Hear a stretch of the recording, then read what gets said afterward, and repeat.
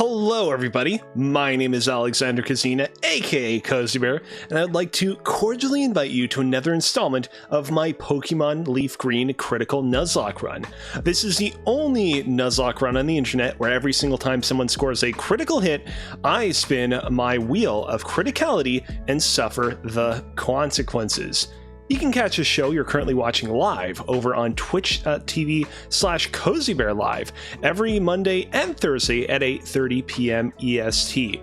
And when you're done with that, you can catch all my VODs of my past broadcasts on YouTube, where they publish every Wednesday and Saturday.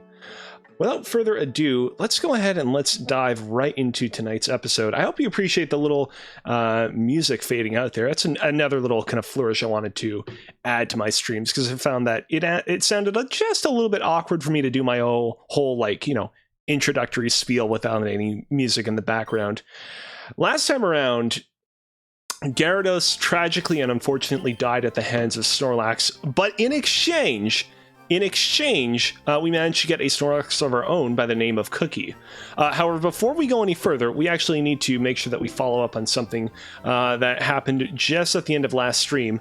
Wartortle got benched, and according to my notes, we had 21 minutes left on the clock. So real quick, I'm just going to go ahead and I'm going to set a timer for 21 minutes. Oh look, I actually have the timer that was previously on the clock from last time.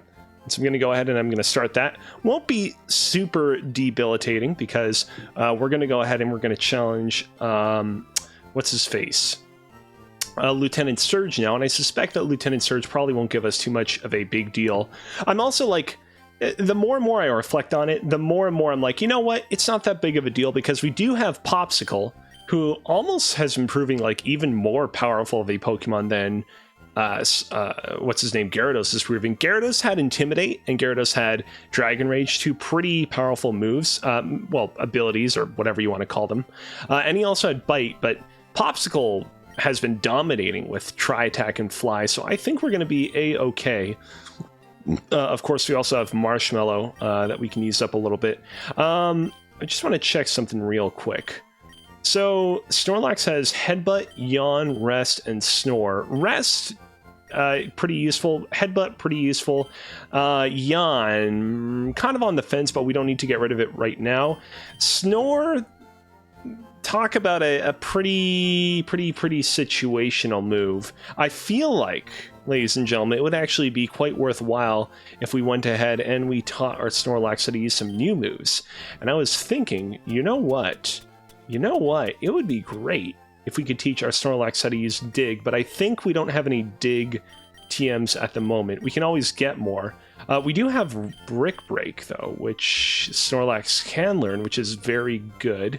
I don't remember, though. Can we buy more Brick Breaks from the Celadon department store? Snorlax can probably also learn Rock Tomb and Aerial Ace, which are also pretty good. I don't feel like teaching them to him right now, though. I want to see a little bit more like what my team will develop into before I start teaching some of my non-reusable TMs to some of my pokes. I'm just trying to think. Will it be like particularly long for me to go and get Dig? You know what? I'm really feeling up to it. Let's go ahead and let's make a quick little Dig trip so that we can ensure that Snorlax prevails over Lieutenant Surge. He would probably win anyways, but I've come to quite like the idea of Snorlax throwing digs off left and right to catch Lieutenant Surge by surprise. Whew. Plus, we do want to waste just a little bit of time so that eventually we can get Wartortle back in our party. It's unfortunate. We were actually pretty close to evolving Wartortle into Blastoise last time, but we got a lot of pretty late game critical hits, and that it slowed things down. If that had not slowed things down, I would have been able to get him to level 34, and then we would have raised him the final 2 levels to 36. But oh well. Oh well.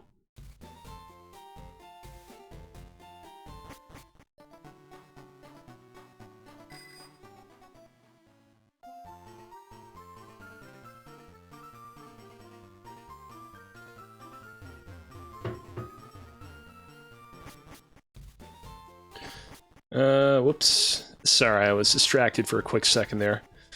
All right. Oh, by the way, do I even have enough money? Yes, I do have enough money. Perfect. Actually, while I'm here, I'll go ahead and I'll just buy a couple of other TMs that I previously wasn't able to purchase, so as to make this trip a little bit more worthwhile. Maybe I can teach them to some of the other Pokemon in my party. Let's see. This guy? No. It has to be this guy. If it's not this guy, it's a guy on the 4th floor. Here we go. Roar, Hyper Beam, Dig, and Brick Break. Oh, so we can buy multiples of Brick Break. Well, that's very convenient. I'm going to go ahead and I'm going to teach that to Snorlax then. Get rid of that other move. Also, Hyper Beam as well. That could be actually pretty devastating if I really just want to give Snorlax a nuke.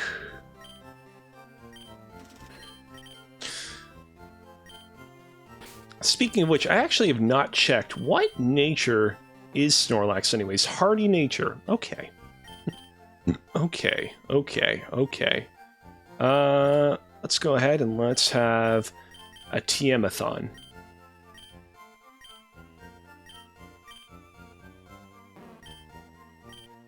I do gotta say though, like, both Dig and what's it called? Brick Break as TMs available at the Celadon department store. Like, those are two pretty significant moves in this generation. Not necessarily like in terms of competitive battling, but in terms of their ability to take down, you know, key opponents in the... Wait a minute, it's not compatible? I thought... What? I thought that Snorlax could learn Dig. What the hell?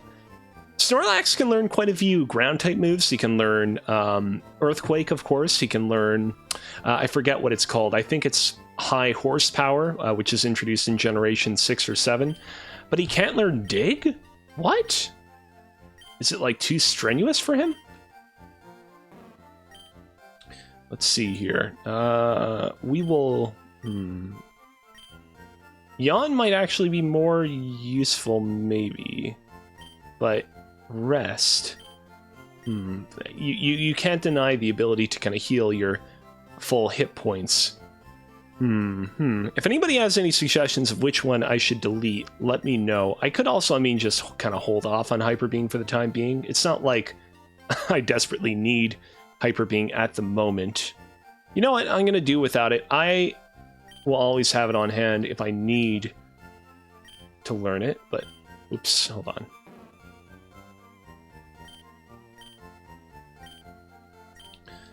Alright, let's get out of here.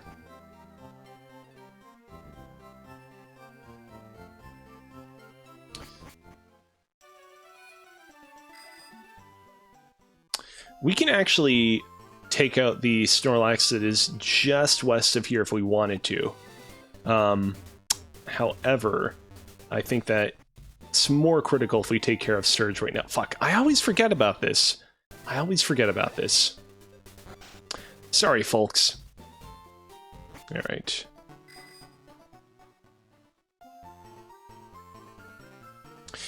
You gotta feel bad for the audio engineers on this game whenever you, like, enter into a new route and you immediately switch over to the bike. It's like, oh man, I hope you can't wait to hear what cool little ditty I came up with for this route. Oh no, you're going on your bike right away? You're gonna completely erase any... just vestige of the song that I composed for this route. Well, I am sorry, but I like to go fast, as they say.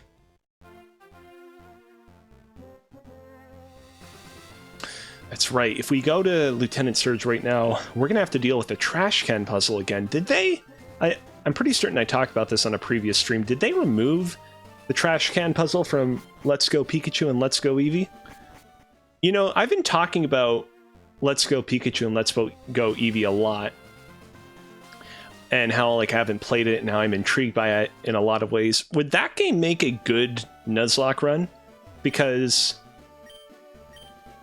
I'm, like, half tempted now to play that just to see the ways in which they change that game over these games, but I don't know if that would actually make for a very enjoyable stream. I'll have to do some research.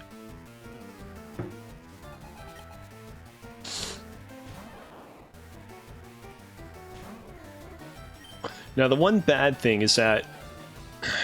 damn it. I was about to say, you know, a lot of Snorlax's moves make physical contact, which means we have a very high likelihood of getting paralyzed, but... Uh-oh. Hold up, everybody. I appear to be offline, and I'm not certain why. Give me just a second. Give me just a second. Hold on. Hold up. I'm checking right now on my phone. It would seem as if I still have internet connection on my phone. Oh, here we go. Here we go. Okay, seems like I briefly went offline for just a second there. I'm not really certain what's going on. According to Twitch's like statistics at the top of my stream manager, I'm in the middle of what has been a 20-minute long session so far. So it seems like my stream didn't stop. It seems like there was just a very brief hiccup there. In any case, I am sorry. I don't know really what happened there. Let's just get right back into this. Snorlax, like I was saying, has a very high likelihood of getting paralyzed in this battle. And lo and behold, without him even getting affected by Pikachu's static, he got paralyzed right off the bat. However, more than that, he unfortunately just performed a critical hit. A critical hit that he did not need to perform, but nevertheless, unfortunately, this is where we are going to have to bring in our prize wheel and spin it to see what punishment we are going to have to endure. Actually, before I fully spin the wheel, I just want to let it be known that my right arm is still feeling pretty sore. It seems like me doing all those push-ups that I did last stream didn't do much to kind of help out with the situation. So if the wheel lands on 5 push-ups or 10 push-ups, either I will re-roll or I will do some yoga moves that are decidedly less painful but still involve me flexing and plexing my muscles.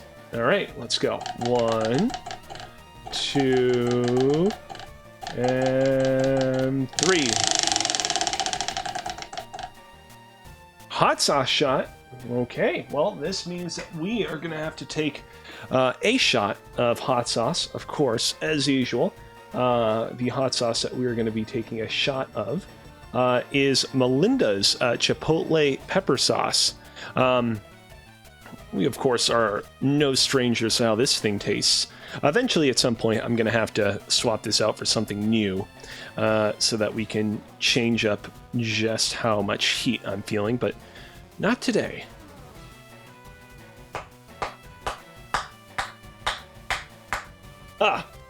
Well, I got a lot in there. Oh.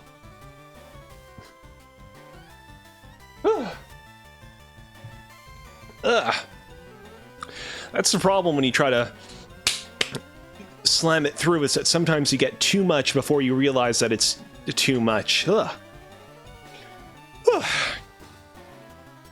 Definitely not anything lewd that you can infer from that. Oh, by the way, you probably might have noticed, but I actually recently installed a cool new little shelving unit over here, as you can see. This shelving unit is something that I purchased on Amazon. It's one of those shelving units where you can kind of like reassemble it and disassemble it as you see fit, so that it can kind of fit the overall architecture of your room. I'm planning on getting some more pieces to add to it, because I'm quite pleased with it thus far. It's not the most like stable thing in the world, but it's not like I'm putting a lot of super weighty things on it. Hello, On Air with Jer.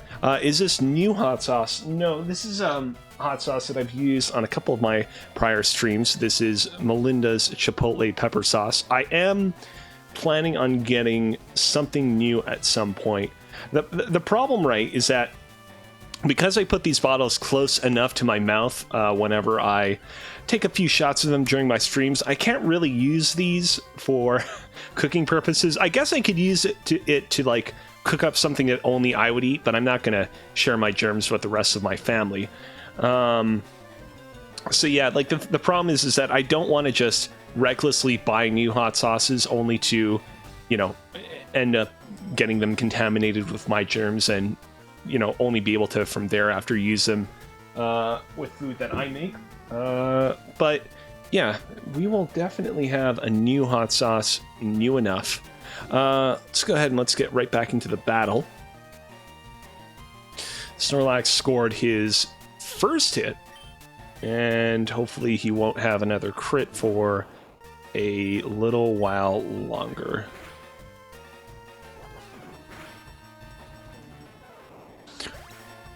Not gonna lie, I'm actually feeling a little bit, I'm feeling just a little bit, how to say, mean-spirited using a Snorlax to battle this dude. Also, apparently, Lieutenant Surge was a hard taskmaster for this dude. This guy definitely looks way older than Lieutenant Surge, though, so I don't really know what's going on here.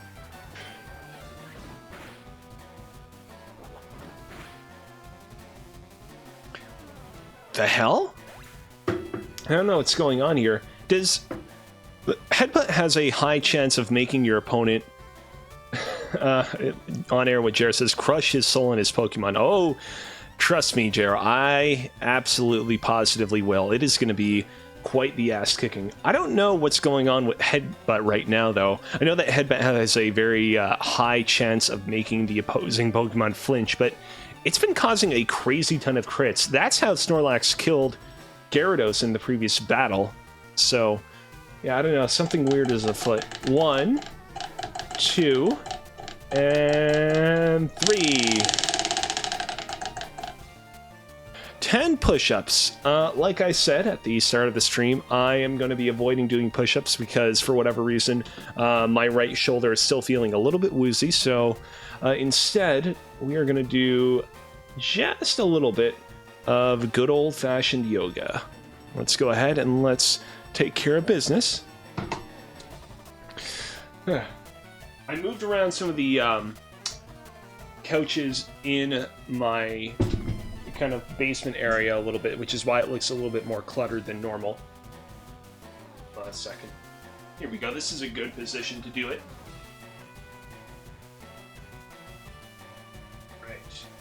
I'm going to do 10 reps of 10 seconds. 1, 2, 3, 4, 5, 6, 7, 8, 9, 10. So while I'm doing this move, not only am I holding out opposing arms and legs in the air, but I'm also clenching my abdominal muscles. If I was not clenching my abdominal muscles, this would be like a pretty easy exercise for me to do, but by kind of clenching them or constraining them or whatever the term is that you would use, I'm making it a lot more difficult. I tend to do this exercise a lot, so it's not causing me like a tremendous amount of physical strain, but it is adding a little bit of an extra oomph to this exercise. It makes it a little bit tougher. You know what? I'm going to go ahead and I'm going to cap this at 5 for the time being, because something gives me a feeling that I might actually need to do more push-ups, quote-unquote, later in the stream. So I will cap this at 5 reps of 10 seconds, and then we'll move on from there.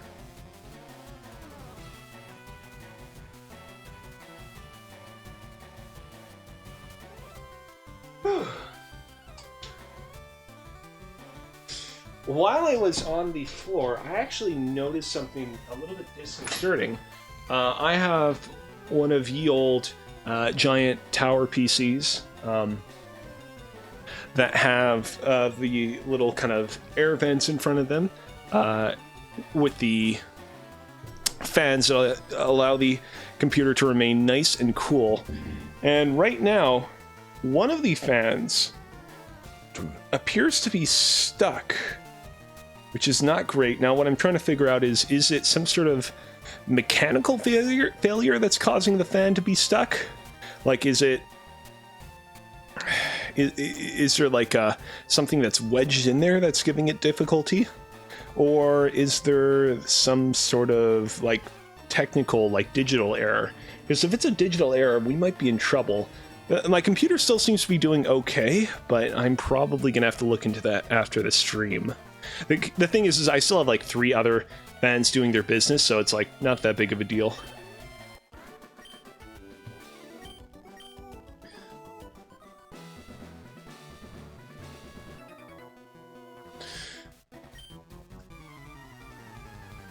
I just need to pray that we don't get yet another critical hit in this battle. Oh, I just forgot. This gym actually will probably have a Vault Orb or 2. Which means that Snorlax's Brick Break will actually come in useful in that regard. Not even something I was like kind of actively thinking about.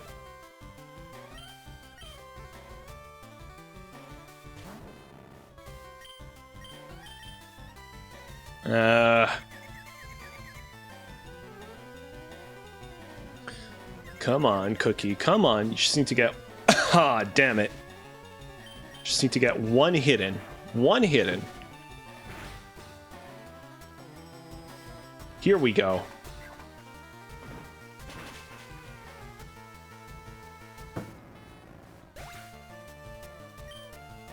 Now that I've seen what's going on with my fan, I can't unsee it. I'm gonna need to really look into it.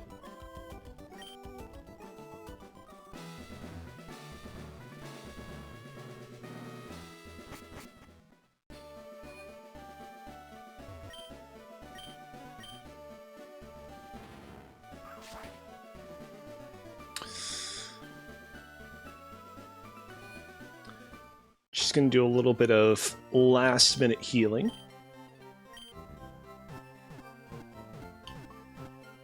Make sure that my Snorlax is nice and unparalyzed so I don't accidentally end up enduring a nasty surprise at the gym. Also, I have not actually checked what is Snorlax's ability. If it's immunity, that's totally fine. If it's thick fat, there we go, thick fat, okay. I mean, actually, I would have preferred immunity for this point in the campaign because my Pokemon tend to get paralyzed a lot, and I would have actually preferred if Snorlax could immune, not paralyzed, they tend to get poisoned a lot. And I would have preferred a means of preventing Snorlax from getting poisoned, especially considering that we have Koga's Poison-type gym coming up next. I know that there's like a strategy to this particular gym. Oh, also look at that. My timer has run out, which means that we can finally unbench War Turtle from the PC box. I know there's a strategy to the puzzle in this particular gym. I want to say that that strategy may or may not involve the lower rightmost trash can. Oh dear. Well, I do know that the secondary trash can will always be at least like within the vicinity of this one. Oh, okay, this is good. Okay, so this means only this one, this one, this one, this one, or this one can contain the other switch. If the trash can was in the corner, that would be great because that means we would only have 3 options. But in this case, we have 5. What if I did this one? Hey, yeah! Check that out, ladies and gentlemen. I only had to wait 2 attempts to open up the lock. Let's see here. You know what? Let's actually switch Marshmallow to the front of the party. I am going to give him an opportunity to get a little bit of experience points.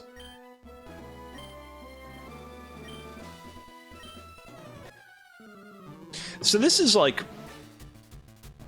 an aspect of Lieutenant Surge that I feel like not a lot of people really tend to talk about. It's not just that he was a lieutenant in the war, that he was a soldier, but also that he actively used Pokemon on his team in the war to presumably kill other people or Pokemon. Also, this guy, this Voltorb, it is the exact same level as Marshmallow, so I actually think... I want to see if we can actually get through this without needing to immediately switch out. Oh, Shockwave. I forgot, he didn't have Shockwave in the original version of the games, but it seems like they added it in because they introduced it for Watson in this generation. Shockwave never misses, but it does still have a critical hit chance, so yeah. I'm not going to take my chances. I'm going to swap out. Thankfully, Voltorb does not have Pursuit. I'll just swap for Cookie.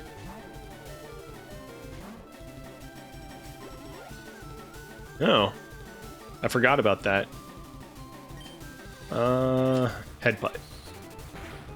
It's not a... Sonic Boom is not a bad move choice in this scenario, because that will probably do more damage than if he had done Shockwave, because Shockwave is special oriented and Sonic Boom will always do 20 damage. Clearly it was not enough though. Yeah, I'll just stay in for Pikachu. Why not? That's typically when you see Lieutenant Surge's Pokemon team adapted for other media, you don't really tend to see his just plain old Pikachu adapted. In Pokemon Puzzle League, because I had been playing Pokemon Puzzle League recently, for example, his team consisted of Raichu, Jolteon, and Magneton, which I don't remember if Jolteon and Magneton were featured in the anime. But in any case, there is no Pikachu to be found. It would be interesting to see how Lieutenant Surge's Pikachu compares to, like, you know, Ash's Pikachu, to the happy-go-lucky Pikachus we're familiar with. That was very easy. Cookie didn't even level up. Alright, well, I'll take it.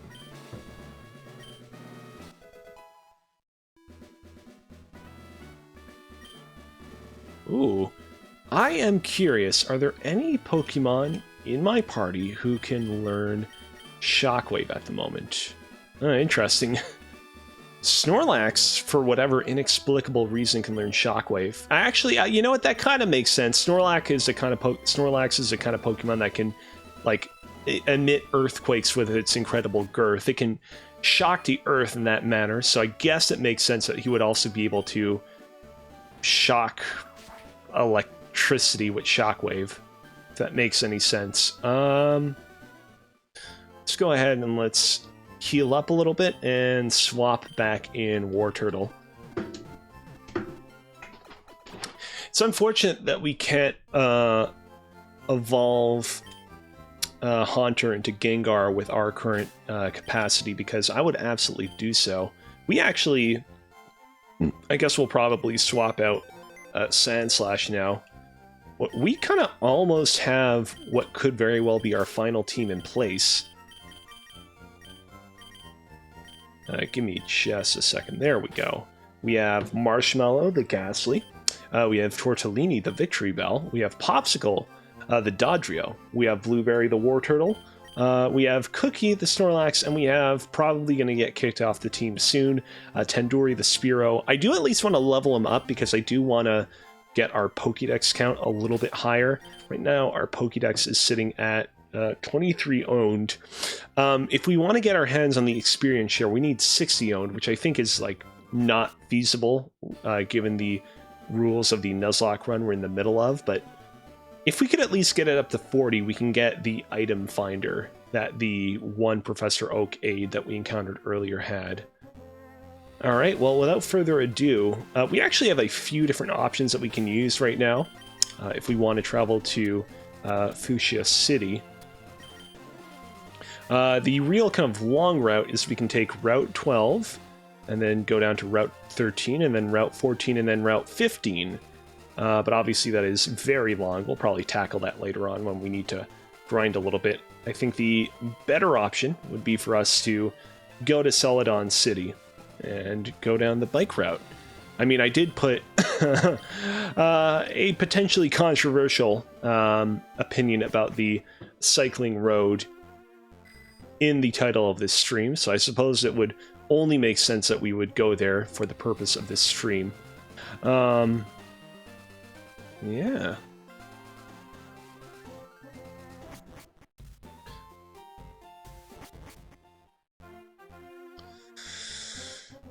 Don't worry, we will be back.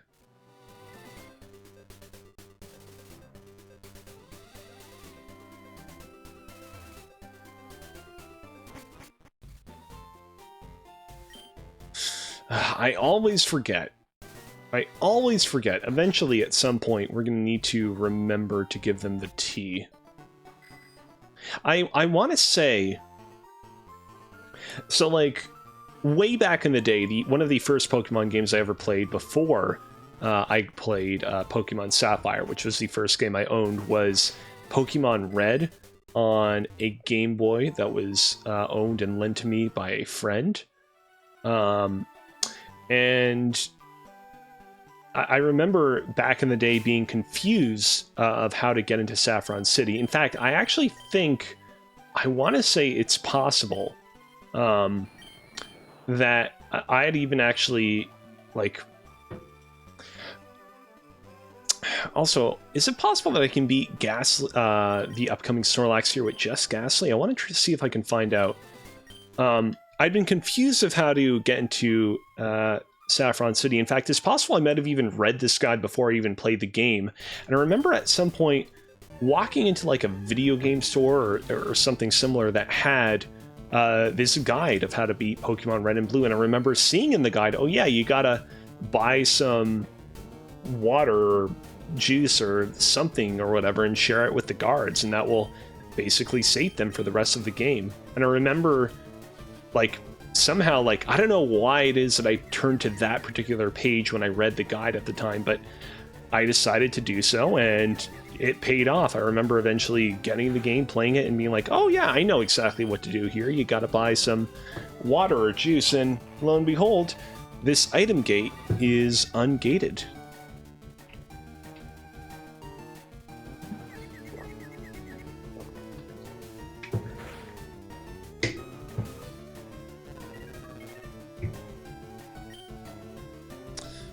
Unfortunately, the one problem is that I don't think I have any other moves that can affect Snorlax outside of Confuse Ray and Curse.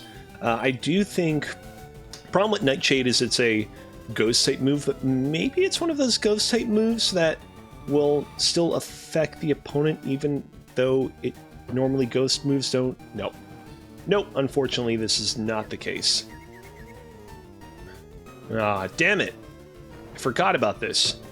And if I am assuming correctly, this Snorlax is probably going to have a Chesto Berry, which means that we will be in a bit of a stalemate for the time being. I'm trying to work this out. So here's the thing. Snorlax will only sleep for 2 turns, but Snorlax will also get hurt on the turn that it goes to sleep. So that means that in total, Snorlax will have at least 3/4 of its HP drained every single time that it goes to sleep. But if it hurts itself in Confusion on the turn that it wakes up, or if it hurts itself twice in Confusion while in the middle of battle and fails to use Rest to go to sleep, it should get killed. So if Snorlax hurts itself in Confusion now, we can immediately kill it, but it's not guaranteed. Come on, Snorlax. Come on. Ah, oh, there we go. Snorlax decided not to go for the beautiful Rest. It decided to go for a useless Headbutt, which nets us not as much experience points as I was hoping for, but yeah, oh well. I have a feeling... Ghastly doesn't have, like, great HP or great defense, but I could actually... It's not impossible that I might end up using him to battle some of the bikers over here, so actually let me just go ahead. I'm just going to heal him up just a little bit. Just a little bit, just so I can use him if need be.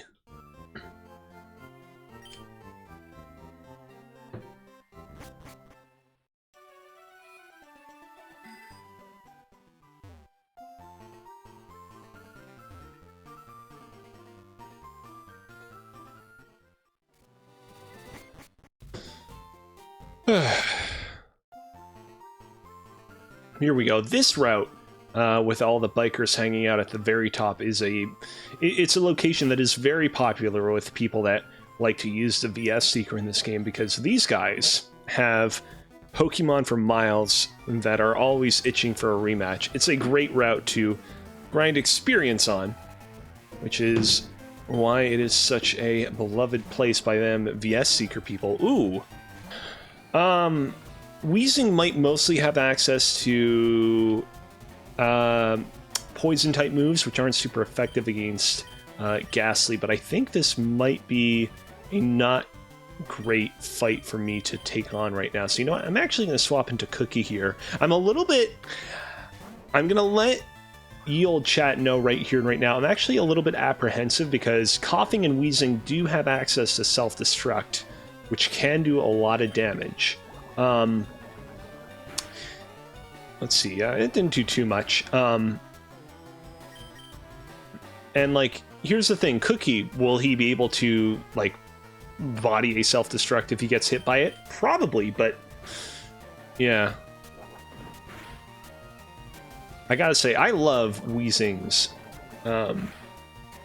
Sprite in this game. I don't know that I would even necessarily like...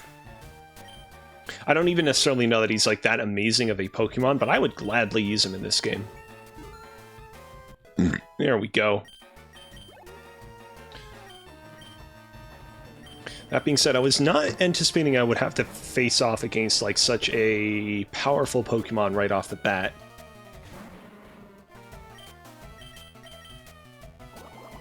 Ooh, I talked about it earlier. This is probably going to be the stream where I'm finally going to be able to actually level up Wartortle to a Blastoise, so that's pretty exciting. I'll probably use him when I defeat Koga, so that's nice. Hell yeah. I could actually just use rare candies now to just level him up all the way to 36, but I think I'll manage without it, to be honest.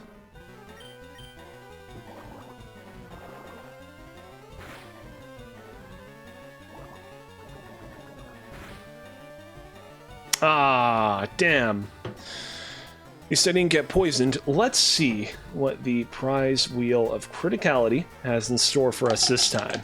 1, 2, and 3. Fuckity fuck, we got ourselves yet another hot sauce shot. I don't know why this keeps happening. But it keeps happening, so let's go ahead and let's do this. All right, not too much this time. Ooh, ooh, that was a good little spurts of ye old devil sauce. Oh, ooh. Really, it was just like a vertical or more like a horizontal line of goodness all over my mouth. Wow. Wow. Ooh. All right. Let's water pulse this guy into oblivion. Ooh, here we go. Here we go, buddy.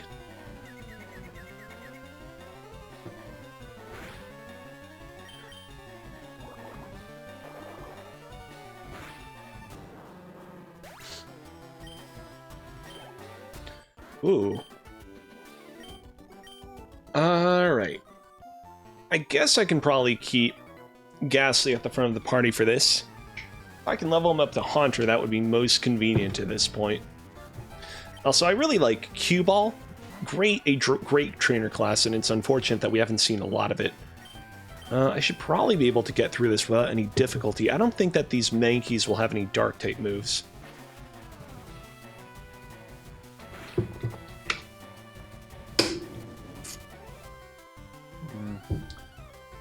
Will they have any moves of any other types, though? Because if they do, that could actually screw us over. Oh, there we go. It's much like Nightshade doesn't affect ghost types.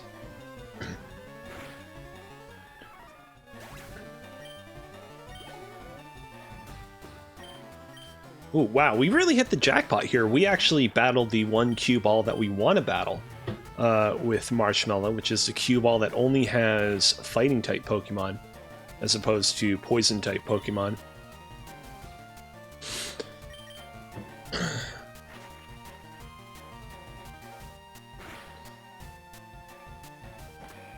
Oh wait, what? Oh, because he used Foresight. Fuck! Well played, cue ball. Well played. I was not anticipating that you'd be able to pull off such a high-level move like that. I don't want to swap in. You know what? We have not given Popsicle much of a chance to do much as of recent. Let's swap them in. Ooh. That's a pretty powerful move, but unfortunately for him, we only need to do a peck, and we are victorious.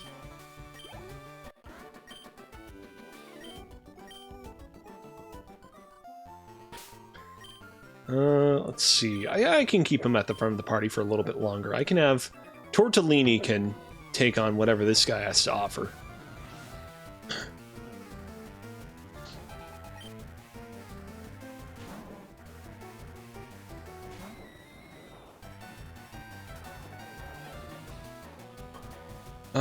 Let's see here.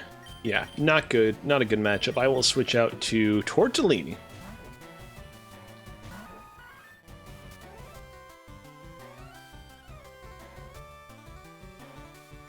Let's see. Return. Actually, you know what? I've been wondering for a little while now when we're going to be able to learn our next move as Victory Bell. I have a fear, and I think that Vileplume is much the same way, where I don't think we actually learn any more moves via level up. So I'm just going to check that real quick.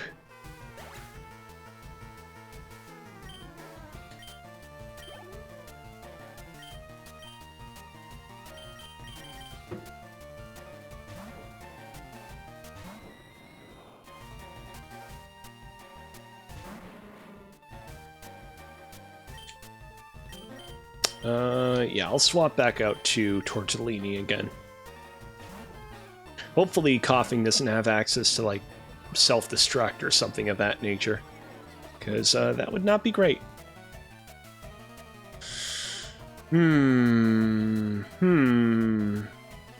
Yeah, sadly, I just looked it up right here and right now.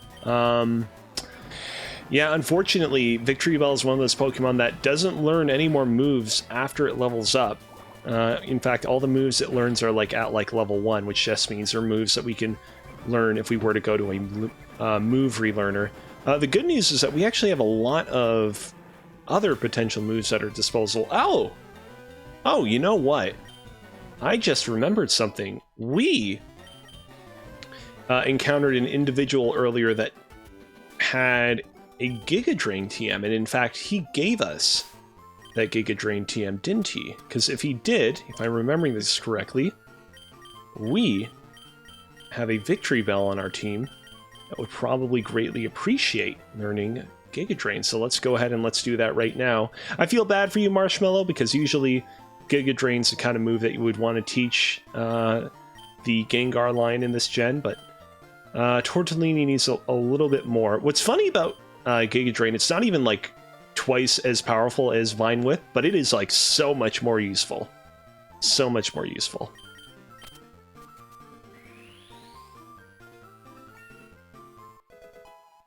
Alright, the next big move that we need to get for it next is Sludge Bomb, because we'll have Sludge Bomb, Giga Drain, Return, and then I'm currently looking at the other moves that it can possibly learn here. One thing we could also do is eventually at some point we could just straight up teach it Sunny Day and Solar Beam, but I don't know, I don't really love that. I don't love those sorts of combos where it's like it takes 2 turns to set everything up. I also feel like most of the Pokemon I'm going to be using Giga Drain on are the kind of Pokemon that would get killed in one hit by Giga Drain. I could teach it Toxic. I could teach it, what else? I could teach it Thief if I really wanted to. Or I could just, like, what does it currently have right now? Sleep Powder? Yeah, I probably what I'll end up doing is I'll just have it, I'll just keep it with Sleep Powder for the time being. Maybe later on I'll decide to relearn it Sunspore or, again, Toxic if I feel like those would be better moves on it.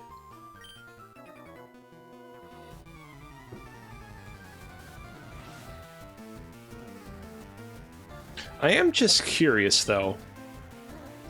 Of course, Victory Bell is evolved from Weeping Bell.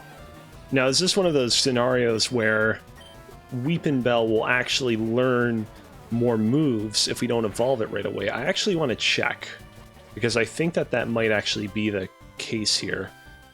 He identified Marshmallow again, so I'm actually going to go ahead and I'm going to swap him out for... I'll swap him out for Tortellini.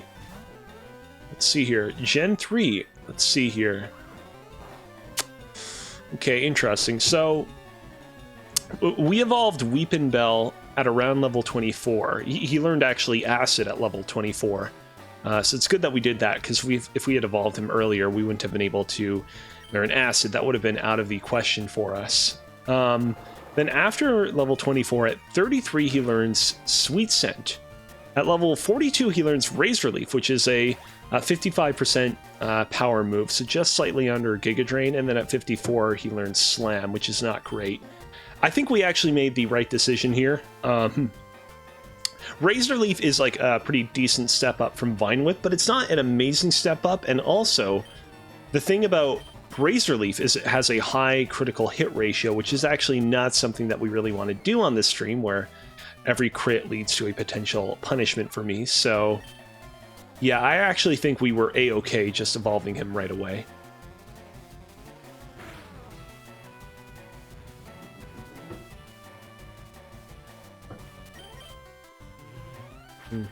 Poor Mankey does not know how to use Foresight, unfortunately. I'm pretty certain.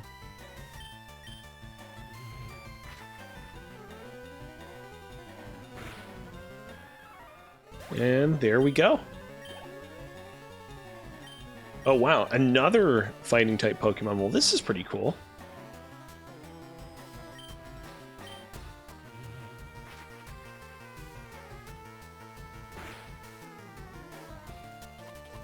Unfortunately, this guy has Foresight, which means, yeah.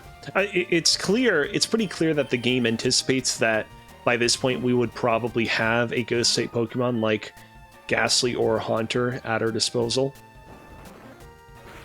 And so, yeah, the game kind of... The game is kind of planned around that.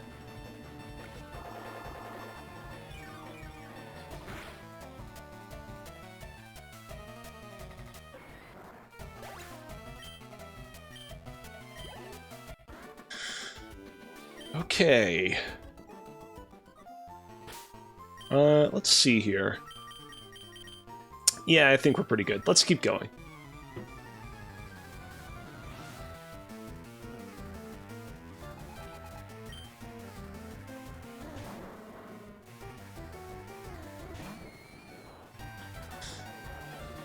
Wow, I wasn't even paying attention. 33. That's a powerful Weezing. It's actually one level lower than the most powerful Pokemon on our team at the moment. And yet he insists on using Smokescreen.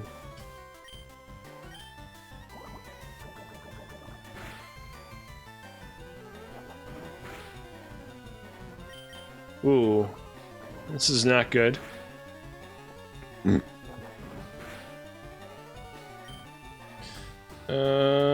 I might actually want to consider swapping out to someone. You know what? I'm gonna go ahead and I'm gonna swap out to Tortellini for this one.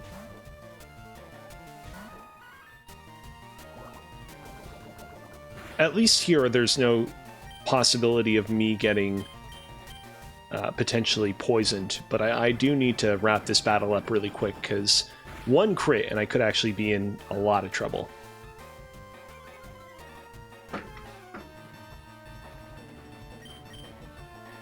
Ah! I just need to... Now I don't even need a... I wasn't referring to a crit on my end. I just need one hit. There we go. There we go. Ladies and gentlemen, say goodbye to the most unexpectedly powerful Weezing thus far this route. Nay, the most powerful Pokemon that we've actually faced thus far in the entire game. Hideo, you have a new podcast coming up, my boy. Alright.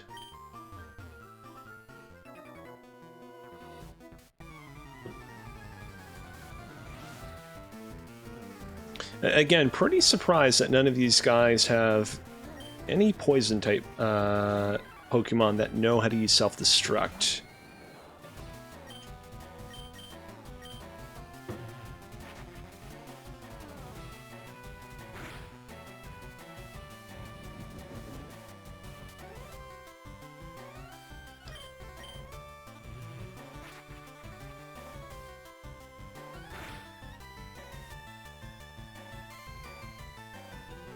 I'm currently, because we're just about to evolve into him, I'm currently looking up Haunter's stats.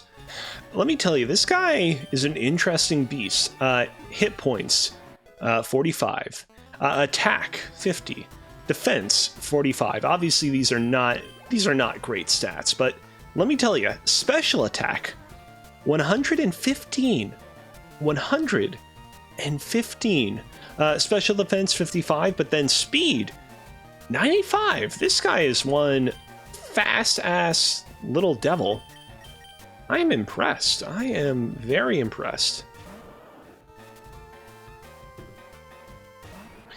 It's too bad that by level up, he doesn't exactly learn like a ton of amazing stuff that really kind of puts his attack stat to good use. He does learn how to use Dream Eater, which is a powerful psychic type move, although unfortunately to use that move you need to have your opponent asleep, so yeah.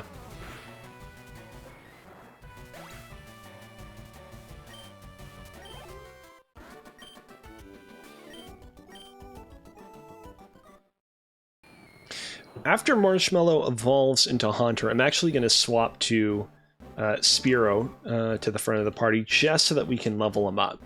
Again, just so that we can complete our Pokédex a little bit more. Probably not going to have him at the front of the party for that long, because he does evolve into Fearow at level 20 in two, I want to say levels from now, so yeah, we should be good. Shadow Punch obviously is not a great move for Marshmallow to use, however, it is definitively, undoubtedly more powerful than Lick, so we will get rid of Lick. Alright.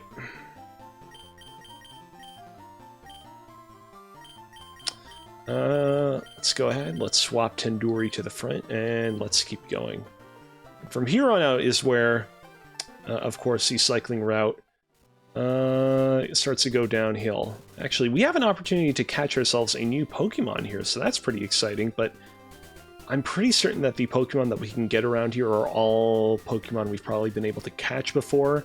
It's probably going to be like Doduo and Spearow, but let's find out. Yeah, it is Spearow indeed. I mean, I might as well just use my own Spearow to catch him, but yeah, it's not a very exciting encounter.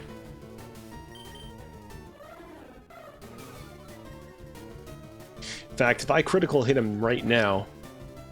Well, I did not. Well, that means that we have an easy capture on our hands at the very least. It's always good to have, you know, Pokemon in your box that you can have as backups in case difficult times should arise, but yeah, I don't know.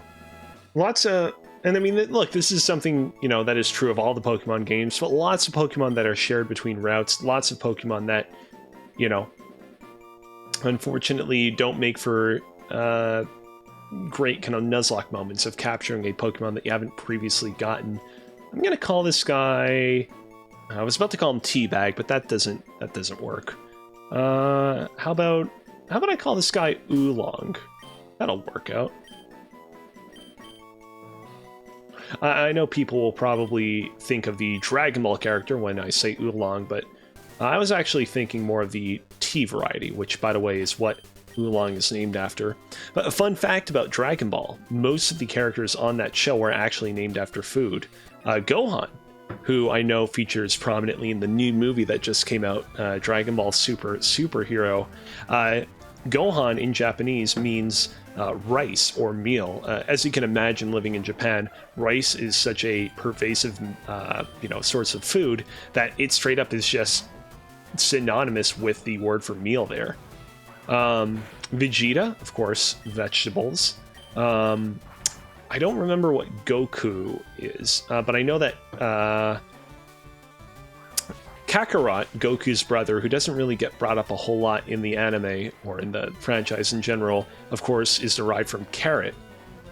Freezer and cooler, I mean, that's like freezing and cooling. I don't really know if they're meant to necessarily be food terms, but you do have, what is it, Wrench or Lunch? However it is that you pronounce her name, clearly that is meant to be lunch. Also, we are battling a Machamp right now. I was not anticipating this. Oh, fuck! Okay, it seems like to offset the fact that you're fighting such a powerful Pokemon this early on, they kind of gave Machamp a bit of a weak moveset, which is good, because if he was using anything other than Seismic Toss, we'd really be in trouble. Good job, Popsicle.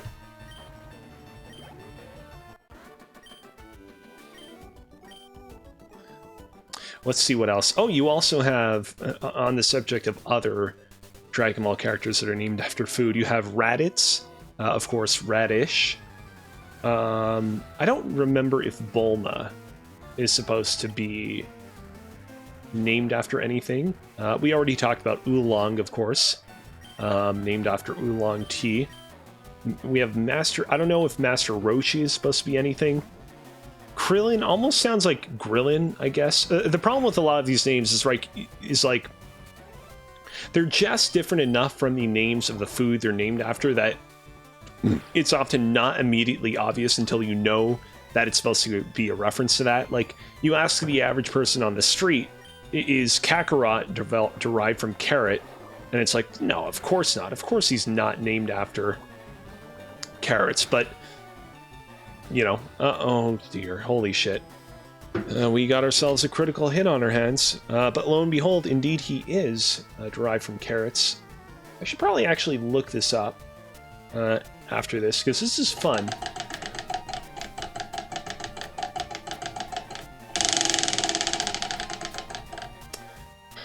Switch it up, that means we've not actually landed on this particular prize wheel spot in a while. We gotta switch the Pokemon that is currently out in battle 3 times in a row, during which we cannot attack at all. Let's swap out to Tortellini first. Now, the real concern here is, of course, we're giving our opponent more chances to potentially perform moves on us that could result in further critical hits, and also giving him a free shot at hurting them a lot more.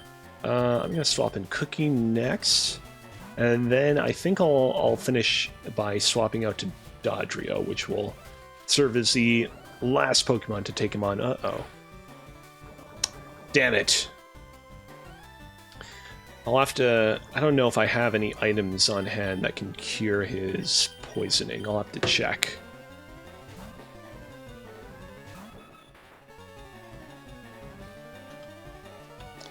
And I will just use Tri-Attack.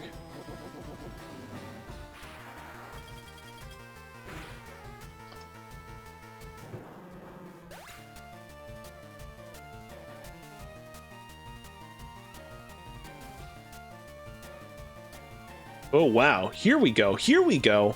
I'm currently on dragonball.fandom.com on the page Origin of Character Names. And, oh man, we have... Wow, I did not know so many characters in the Dragon Ball universe were named after food. We are going to have a field day here, ladies and gentlemen. Let me just finish up with this battle real quick. Tenduri, how have you not evolved yet? How have you not even just leveled up yet? Come on.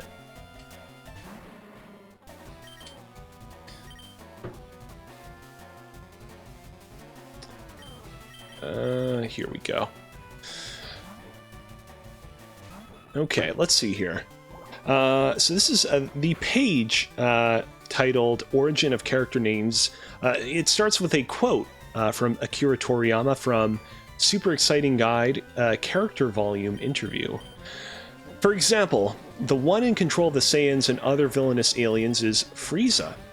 Strictly speaking, Frieza is Freezer, but I envisioned a refrigerator when I named him. Oh, okay, so he is kind of a food-related term, because, of course, a refrigerator keeps food cool. So I grouped the names according to foods that go inside it. Wow, okay. The Saiyans are vegetables. Yasai, which is the Japanese term for vegetables. And the Oh, wait a minute. Hold on a second. Hold on. So Saiyan, the name of the alien race that Goku and Vegeta belong to, is derived from yasai, which is the Japanese term for vegetable. What? What? Saiyans are derived from yasai, which means vegetable? What? The fuck? Ladies and gentlemen, this is a revelation and a half. What the hell?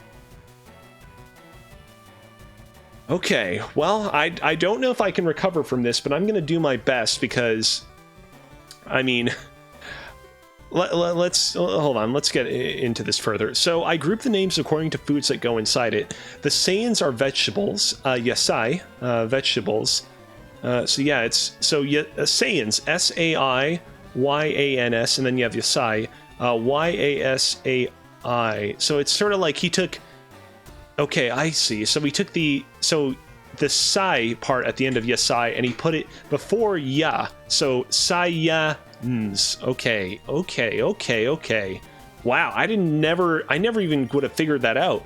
And the Ginyu Force are dairy products. Okay. So in Japanese, milk is gyunyu. The gyu part of gyunyu means cow, like as in like beef. Also, I got to teach this guy Pursuit. I did not make that connection either, that ginyu is from gyunyu. So underneath the quote, you have a quick little blurb that says, this is a list of origins of character names in the Dragon Ball universe.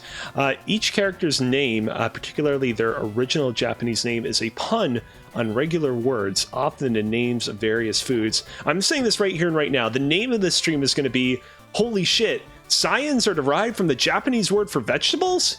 It's not going to be like as wordy as that, but it's going to be something very, very similar. I figured I would not swap out for this one because I figured we might be fighting someone more powerful as the last Pokemon, and I think I was correct. By the way, I am paying attention to make sure we don't accidentally crit or our opponent accidentally crits. I'm not, I'm trying to shirk from that. All right. There are a lot of characters here, like a crazy amount of characters. We'll probably not read all of them, but fuck, we got a crit. All right, well, let's hold off on reading about the Saiyans just yet. And let's go ahead and let's bring our prize wheel in. See just where we will land on. 1, 2, oh, sorry, I accidentally jostled a little bit, and 3.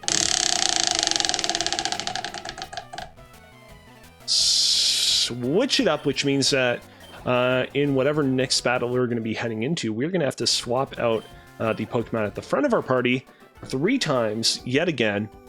I mean, it's not that bad because we were probably planning on swapping out Spearow from the front of our party right away. Hold on a second. There's no good way to just pause in the middle of this route. Let's see. What do we have? Do we not have an item that we can use to heal Snorlax? Hold on. Let's see here. Oh, we have a Lumberry. But we don't have a Pecha Berry. All right. I feel a little bit bad using a Lumberry, but I mean, we've gotten actually kind of lucky not getting a poisoning until now. That being said, I will go ahead and I will heal up Snorlax a little bit because we need to keep this guy in good shape.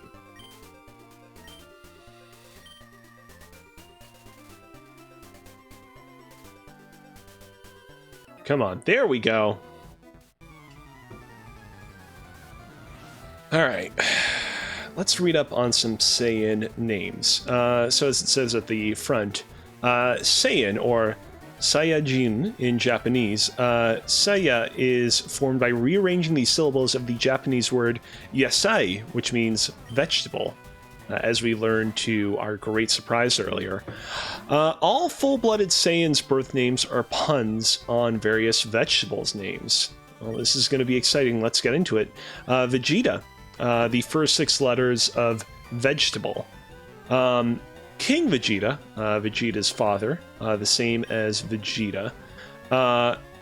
Tarbal, or Taburu. When you say his name in Japanese, like Taburu, that's table. Believed to be taken in English as table, making his name another pun on vegetable, particularly its last 5 letters. Curiously, this would mean both Tarbal and his brother Vegeta's names pun vegetable.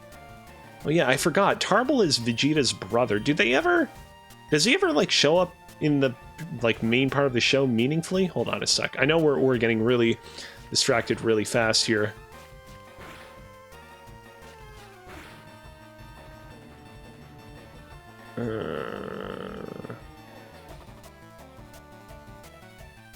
Okay, it seems...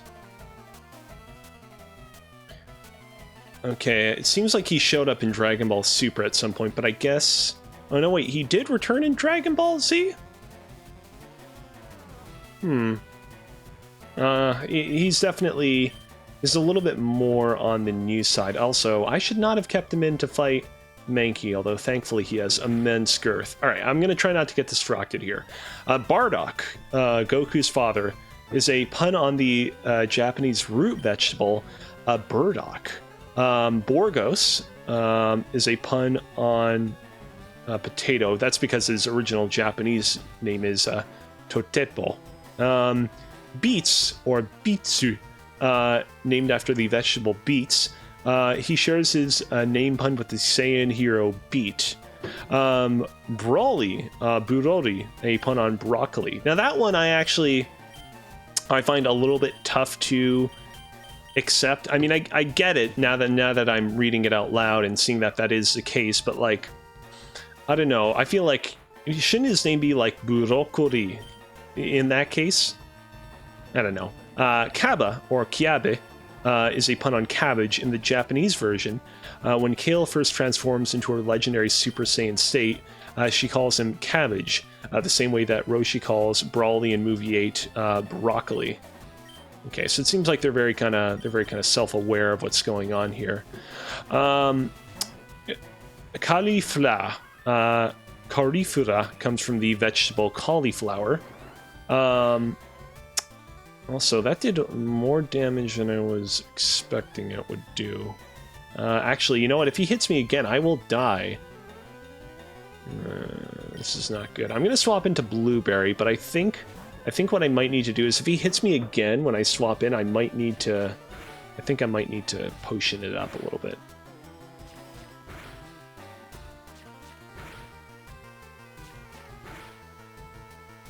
The entire time I was like, please don't crit, please don't crit, please don't crit. Okay, he raged. I think...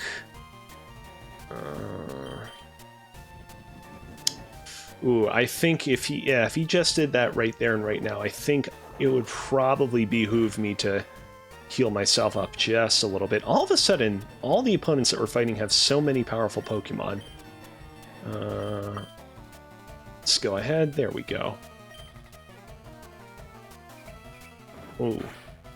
Now, I mean, here's the thing. If there was any move that he could score a critical hit on me with Rage, I can definitely accept that.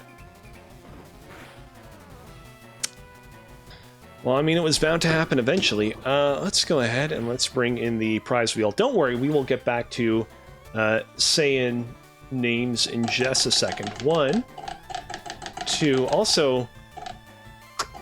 Fuck, I think that we just forgot to swap out our Pokemon 3 times in a row. It's okay, we'll make up for it on the next battle. 1, 2, and 3. I guess my mouth wants to die on tonight's stream. Let's go ahead and let's do our hot sauce shot.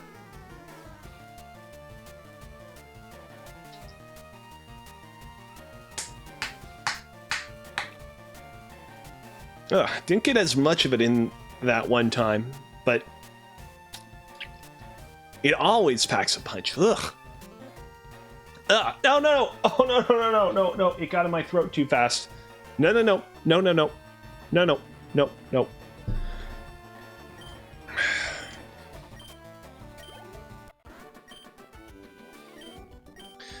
Alright, let's finish reading up on these Saiyan names. Let's see here. Fascia, or Seripa, formed by rearranging the letters in parsley into Seilipa and shortening the Se into a Se. In the beta name, her name was Corn, based on the word corn. I guess this is a character from one of the games. Next up, we have Jine. Derives from negi, the spring onion in Japanese. A fun fact, in Japanese, tamanegi is a round onion, or basically just like a ball onion. Also, this is our, I want to say this is the first time we have encountered muck in the game, so that's kind of cool. Let's see here. Kale, or Keiru, named after a type of green of the same name, aka kale. Leek, or riku, named after the vegetable leek. Of course, we have kakarot, or kakaroto, an interesting mutation of carrot. Oh, wait a minute. Wait a minute. I was terribly mistaken. I was saying that Kakarot was Goku's brother's name, but that's actually Goku's birth name. How did I... Man, I am a fake-ass Dragon Ball fan for thinking that. There's a little blurb under this here. Son Goku, Japanese onyomi name reading for Son Wukong in Journey to the West, whom Goku is based on via Chinese and Japanese character parallels. And then it goes into this whole thing about how Goku's Son Goku name is called all these things in all these other languages. We don't need to worry about it. Also, we are... I don't know what is going on, but Muck is giving us a hard time, so I'm going to swap out to Blueberry.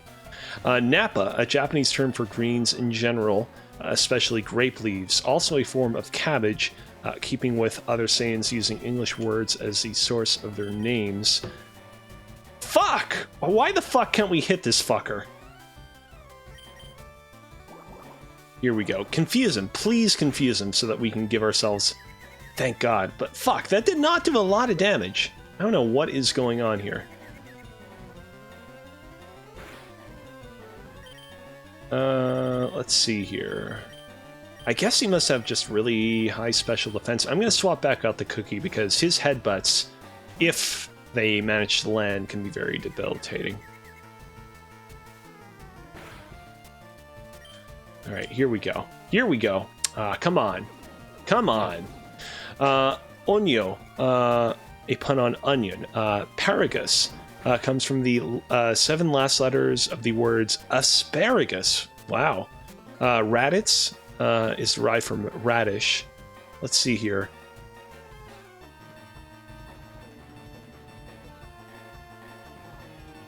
Okay, so Raditz was Goku's brother, yeah. He was, I mean, he was the first main antagonist of Dragon Ball Z, but he did not really feature a whole lot after that. Scarface, Panpukin. In Japanese, Panpukin is a pun on pumpkin. Shorty, or Buroko. Yeah, we're getting into a couple of characters that had non-vegetable names in the English dub, but vegetable names in the Japanese dub. Okay, I think we got the kind of gist of it. Yeah, we're pretty good. I'm just kind of like going through a couple of other names here just because I'm curious. Interesting. So it seems like once we get into like the human characters like Master Roshi or Yamcha, we... no,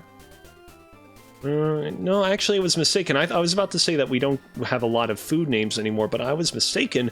Yamcha, or Yamucha, as he's known in the Japanese version, is a Cantonese term for going out to eat dim sum, which is interesting. Krillin, or Kuririn.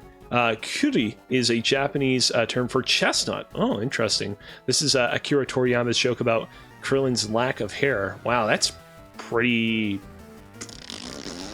I mean, pretty biting. Huh, interesting. I am just curious. At this point, I'm just looking through this list trying to find, like, the names of characters that I know about. Let's see, Bulma.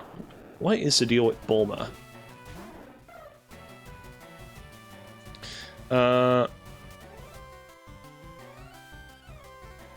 Interesting. So,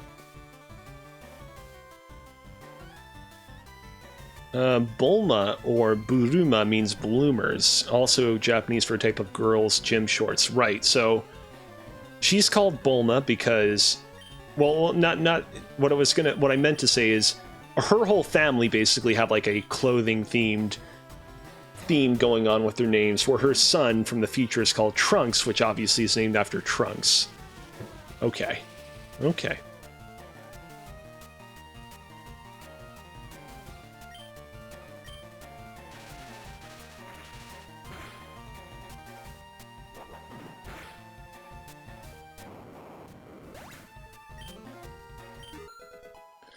Also, we have not respected the prize wheel punishment from earlier, where we gotta switch out our Pokemon 3 times in a row yet.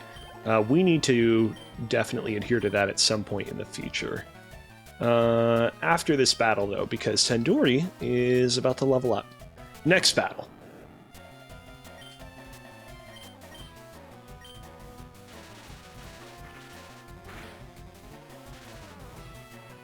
By the way, I'm looking up the entry for Bulma on the Dragon Ball wiki right now.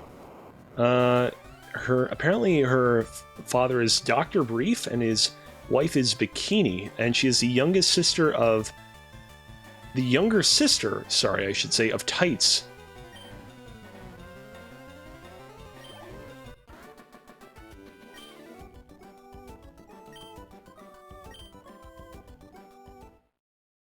Here we go.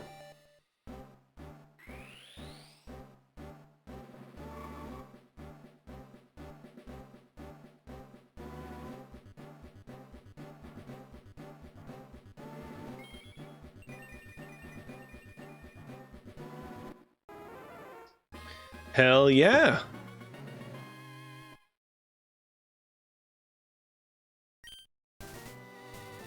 Hold on a second. Let me just stop in front of this guy real quick. Alright, if we're gonna swap out our Pokemon 3 times in the next battle, let's go ahead and let's have Tortellini at the front, because he doesn't have a lot of hit points at the moment. I will also take the opportunity to heal up Popsicle just a little bit, just to make things a little bit easier for us. And I will also go into the lane on the left, because it seems like there are potentially more trainers around here. Oh, hold on a second. It's a notice. Watch out for discarded items. Unfortunately, it's probably a little bit difficult for us. Here we go. I have another notice. All Pokemon are unique. Even Pokemon of the same species and level grow at different rates. Interesting. Oh, thank you. Couldn't you have, you don't think you could have maybe supplied that sign a little bit earlier, you think? Alright, here we go. Trainer time.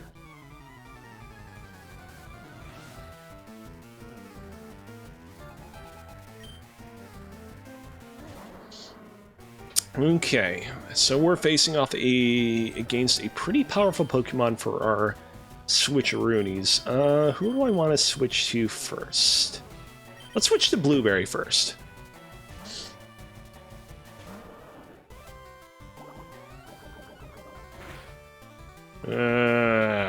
It's a good thing that we are near Fuchsia City at this point, because if we were not, I would be not happy.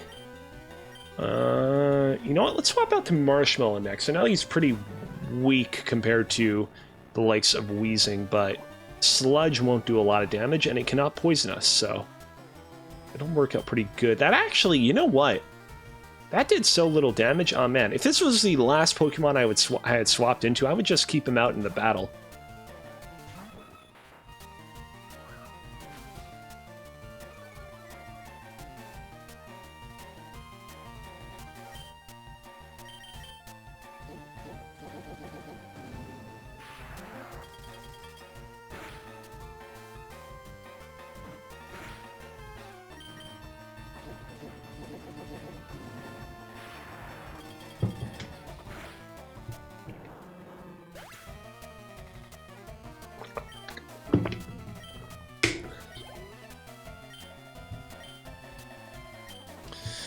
Alright, who do we want to swap out for this guy? I wonder, could Marshmallow fare just as good against Muck?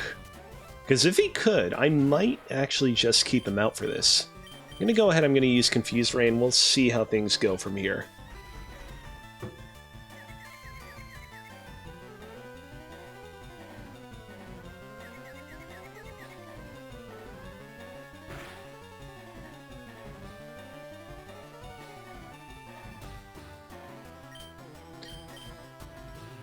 I also have access to Shadow Punch, which I have not used at all by now, because it's probably a weak-ass move. Wow, that is some good luck on our part. I'll just keep going. We have 6 PP left, so we're good. Come on. Come on! You had to do that at the very end?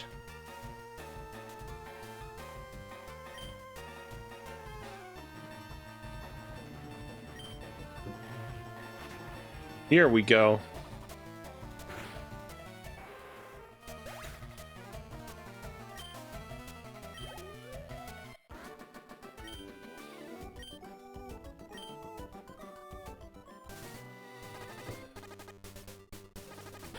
Okay, let's see here. We should probably get ourselves to a Pokemon Center real quick so that we can heal up Blueberry. But before we do that, ladies and gentlemen, I would like to remind you that, of course, you can catch the stream you're currently catching live on Twitch every Monday and Thursday at 8:30 p.m. EST at twitch.tv/Kozibear Live. I appreciate however it is that you choose to give back to the show, be it by following, subscribing, or even tossing an honest-to-goodness tip my way. But even if you don't have any loonies or toonies to toss, it's no big deal. I will still be here no matter what. Until we resume with our stream, let's go ahead and let's have tonight's snacks and collation segment. So today it is particularly fortuitous timing that we got into a big discussion about Dragon Ball character names and how they're all related to oranges and apples and vegetables and whatnot, because we have a snack that is vegetable themed. Now, I know that you're all going to complain in the comments, tomatoes aren't vegetables, they're fruits. Maybe so, but they are culinary vegetables. They are used in a vegetable-like manner when making vegetable-like foods. You don't just add tomatoes randomly to a fruit salad or when making, I don't know, like desserts, for example. We have Vico Dixie tomato balls. These are what I'm assuming are chip-like tomato balls. Think like little like Cheetos puffs. And it is a product of France, which is intriguing. Now, I mean, it's not super surprising that people in France enjoy tomates or tomatoes because they live pretty close to ye old Italy. But it's still a little bit of a weird thing. It says here on the bag, riche en tomate, which of course means rich in tomato. If you look at the back of the bag over here, we have quite a few things going on. We have a little description here. Faire le moins de transformation possible pour préserver les goûts que la nature nous offre. Tel est notre engagement Vico. Pour vous offrir des moments de partage exercice par nos grammes de chips, noix, biscuits et soufflés apéritifs, which basically translates to, hey, you already purchased the item, have fun. Let's see here, certifié qualité, certified quality, sans colorant, without any colorants, sans conservateur, so without any like food products that like conserve the like flavors or whatnots, sans l'huile de palme, so without any palm oil, and it is indeed fabriqué en France. Here's the last little bit of information I'll read. Une boule de maïs soufflé croustillant, so it's a little kind of like crunchy corn ball. Une goutte de tomate intense et irrésistible, so an intense and irresistible tomato taste. Now, is it actually intense and irresistible? Well, there's only one way to find out. Let's go ahead and let's open this up. Okay, interesting. I don't know what it is. Let me just give you like a nice little peek behind the curtain right here to show you what it looks like inside. I immediately took a nice big whiff of this thing, and it smelled I don't know what it is, but this thing has an unmistakably peanut-like smell. I don't think that peanuts are an ingredient in this thing. Oh, interesting, interesting. Ingrédient, semoule de maïs, 47%, so something of corns, 47%. Arachide grillé, 18%. Tomato, 13%. There are more peanuts inside the tomato balls than actual tomatoes themselves. I think that we have a bit of false advertising going on here. I don't think that these are rich in tomatoes at all. These are rich in peanuts, but you know what? Normally I would never think, oh man, mix peanut butter with tomatoes. Truly a fantastic combination. In any kind of like scenario where I want to eat something sweet, I would never think, oh yeah, mix together tomatoes and peanut butter together. But in making a savory dish and making something that is meant to pique those more fine taste buds that exist within my mouth, I never would have thought, oh yeah, try out peanuts and tomatoes together. Ladies and gentlemen, I'm really, my interest is piqued by this. Let's go ahead, let's jump right in. We have wasted too much time. I'm just going to start out with 5 of these things.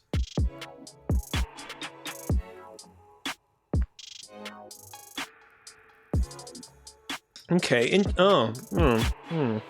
So here's the thing.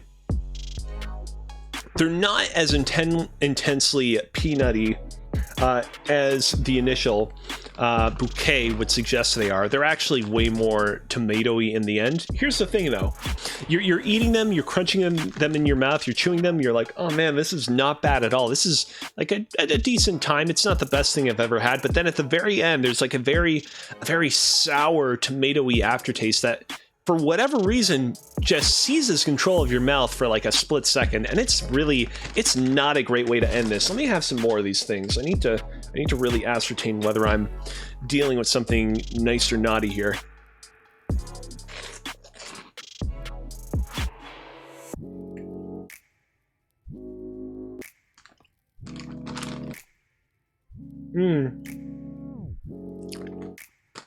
Yeah, this is a swing and a miss. I think that the bulk of the time that they're in your mouth, they're not that bad, but at the very end, it's like a little goblin comes in and cuts your Achilles heel. It's just not great. If they had ended on a nice little kind of mellow peanutty aftertaste, that would be perfect. That would be like, these are great. But the fact that it doesn't, the fact that it instead goes for like a more just acidic tomatoey aftertaste is not good. They're not terrible, but it's not quite what I wanted, especially after getting so excited by the peanutty smell.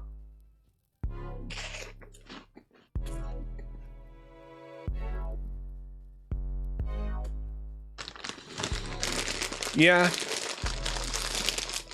a swing and a miss. Before I review these things, I do want to say, normally I do try to provide a score at the end of my Snacks and Collation reviews. The 2 pickles that I tasted last time are a flat-out 0. They are the worst snacks I've ever had on Snacks and Collation across every single snack I've ever eaten on any of my streams on this channel. Even worse than some of the things that I tasted back when I was cooking up all sorts of food. These things, however, the Dixie tomato balls. I think these guys are a flat... You know what? I'm going to say they're a flat 4, actually. I was about to give them a flat 5, but you know what? They actually have, like... They've actually, like, cut up my mouth quite a bit now that I'm actually feeling the inside of it. And it's not... I suspect that having some hot sauce earlier didn't help, but... Yeah, these were disappointing. Sorry, guys, but Dixie, you're a flat 4, and I'm sorry about that. I really was hoping that you would really be able to just pull through on this one, but unfortunately, it was not to be. It was not to be. All right, well, without further ado, let's jump right back into the game.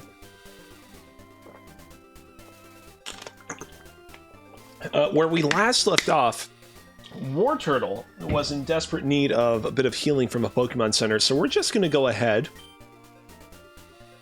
Don't throw the game, throw Pokeballs instead. I'm just going to go ahead and I'm just going to ride to Fuchsia City, making sure all the while, by the way, that he doesn't accidentally faint. We still have 70 HP, so we should be okay. We have quite a few opportunities to catch Pokemon around here, but I actually think it's mostly Pokemon that we already have. I want to say, is this the right place to... Here we go. Here we go. Also, at some point, we need to travel back to Celadon City, because that place actually has a lot of trainers and people in buildings we did not talk to. We are definitely missing out on a few key items there.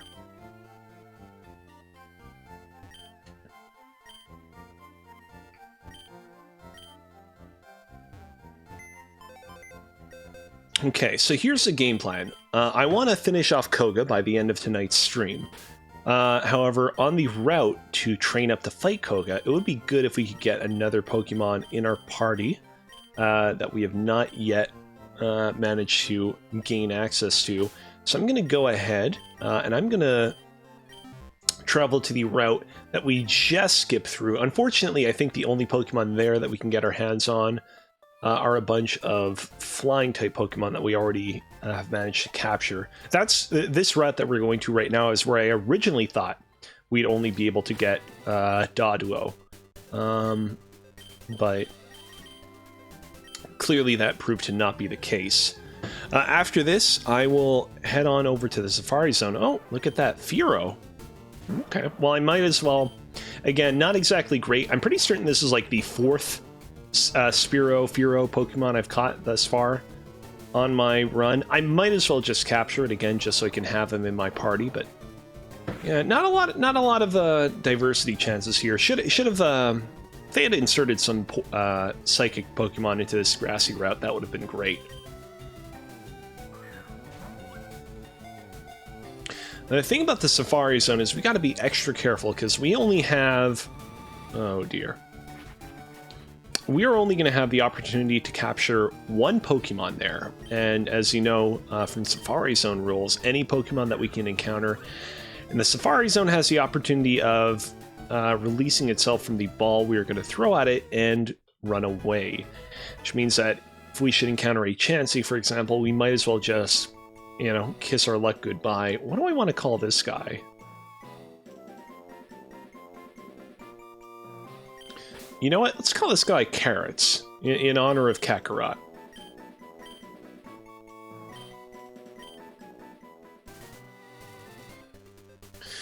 Alright, also, let me just check something real quick.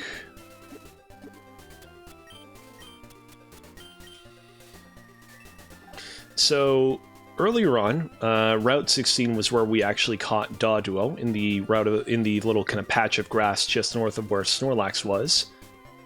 We just caught our Fearow right over here, and okay, so Route 17 was where we caught the Spearow earlier. So we've managed to capture all the Pokemon that we could possibly capture in these routes.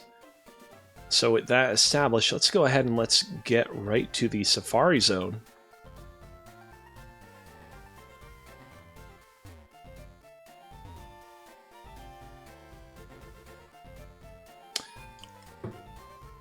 I am hoping, I've thought over like what Pokemon I would like to get in the Safari Zone. If I could get my hands on a Nidorina or Nidorino, I'd be happy with that. Or just like a Nidoran, male or female. I'd also be open to a Rhyhorn, even if it's like a modest Rhyhorn, like in the same vein as like Sandshrew or Sandslash, for example. I'd still be down to get it because earlier on, what was I about to say? What I was about to say is that Rhyhorn and Rhydon do actually gain access to some pretty decently powerful special type moves, like I want to say like Thunder and Surf, so they can actually take advantage of that special attack boost, and their physical attack will still remain pretty powerful. Now, I just want to say right here and right now, I know that typically when people do Pokemon Nuzlocke challenges, they tend to make it so that like every single route, every single section of the Safari Zone is like a different section where you can potentially capture a new Pokemon. I'm just going to say right here and right now, I can only capture one Pokemon in the entirety of the Safari Zone. We will keep it at that. So let's see who we got. Ah, damn it.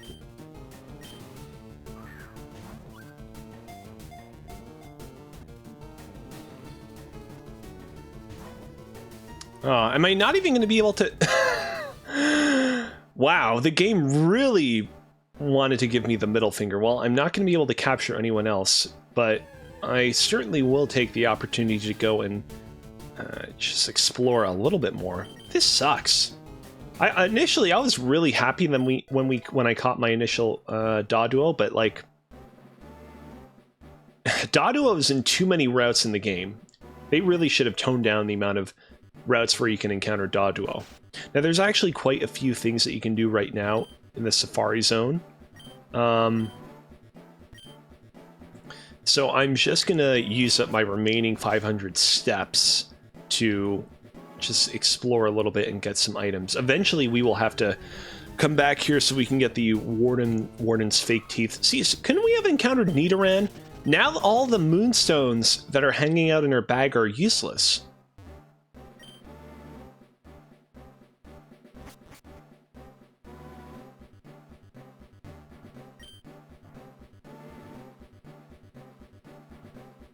Oh yeah, and also we have to find the secret house as well. Man, I forgot just how also the Quick Claw, that is actually going to be a very useful item. I should probably equip Snorlax with that. I forgot again. I've said this throughout this entire stream. I've forgotten how maze-like Pokemon Fire Red and Leaf Green were. This is like so maze-like. There are like so many weird secret areas and side nooks and crannies. Oh, I should not have done that. I hope that Execute breaks out. There we go. If he had not broken out, I just would have, yeah. I just would have gotten rid of him from my Pokemon box. Oh, here we go. Another useful TM. Steel Wing. That actually, I'm going to say this right here and right now, that actually might be worth teaching to Dodrio. We're out of here. Oh, man. I know that we already have a very powerful physical normal type Pokemon in our party in the form of Snorlax, but if I had encountered that Tauros, I would have really tried to capture him right there and then.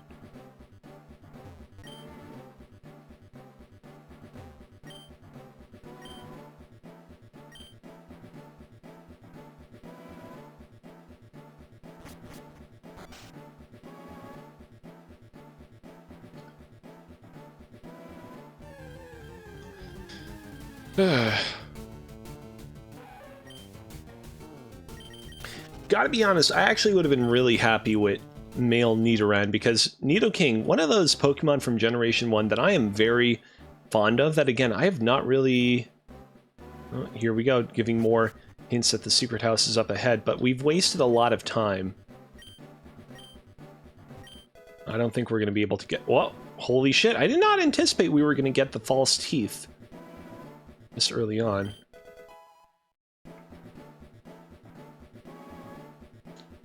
Wow, okay.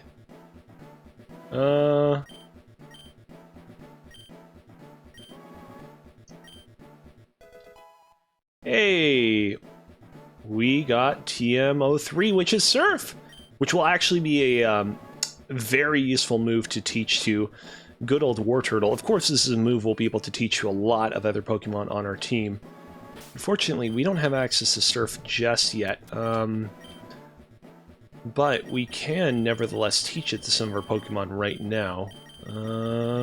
Hold on a second. I forget that for whatever reason they put HMs at the top of the party. Look at that, Cookie can learn it too, that's nice.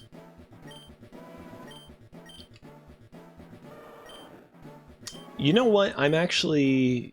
No, I'll keep Tackle for now, but I'll get rid of Withdraw. I have not used Withdraw in a while. I don't want to immediately get rid of Water Pulse just because we've had it for a while. There we go. So yeah, no can use it, but as you can see, there are a few items that we'll be able to, a few houses that we'll be able to gain access to once we finally get Surf at our disposal. So this right here,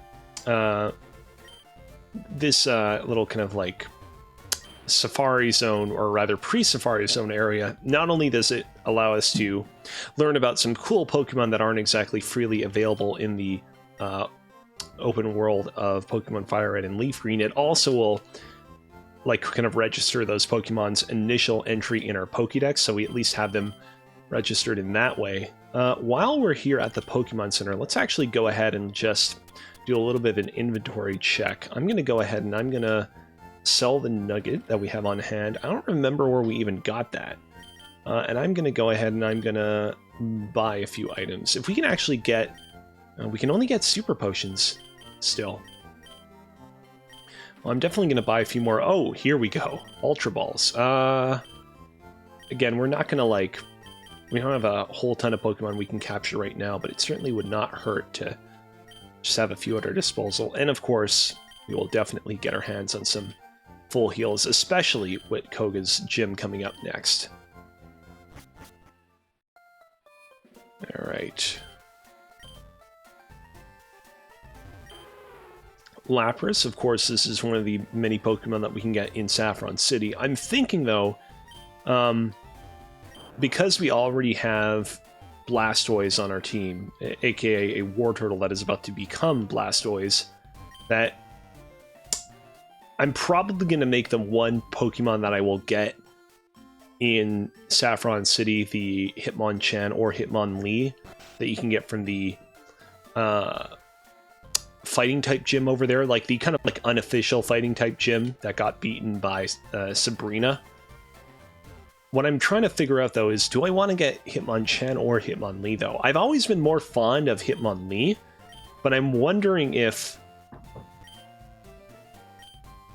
it might be more worthwhile to get Hitmonchan instead and see if that guy...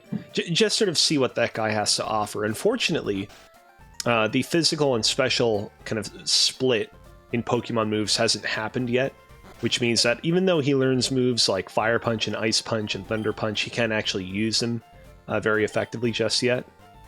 Oh, we can use Strength now, right? Hold on a second. Let's speak to the Warden first.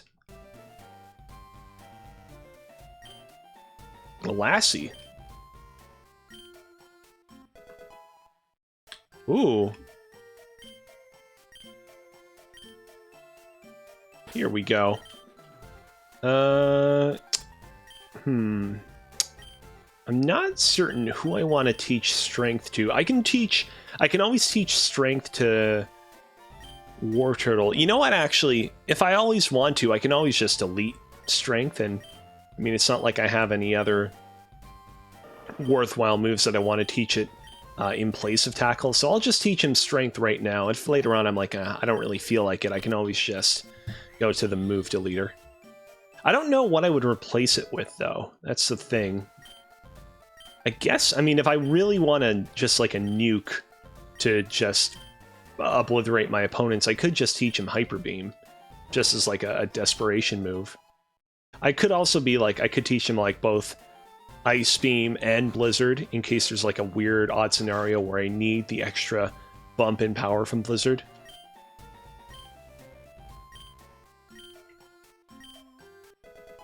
Ooh, here we go. But,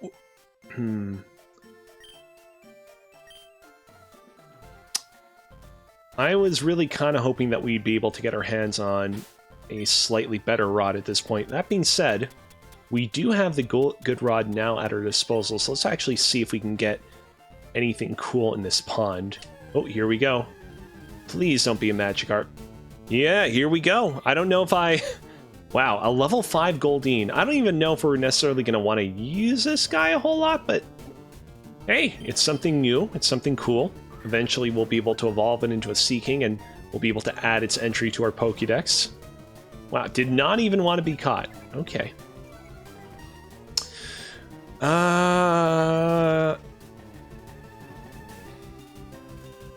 Fuck! Why did I do that? Why did I do that?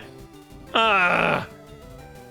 I was trying to swap out to Victory Bell, but I did not pay attention to where I was selecting. Well, goodbye, Good Rod guy. You were completely useless, and you resulted in me missing out on capturing a Pokemon I should have captured.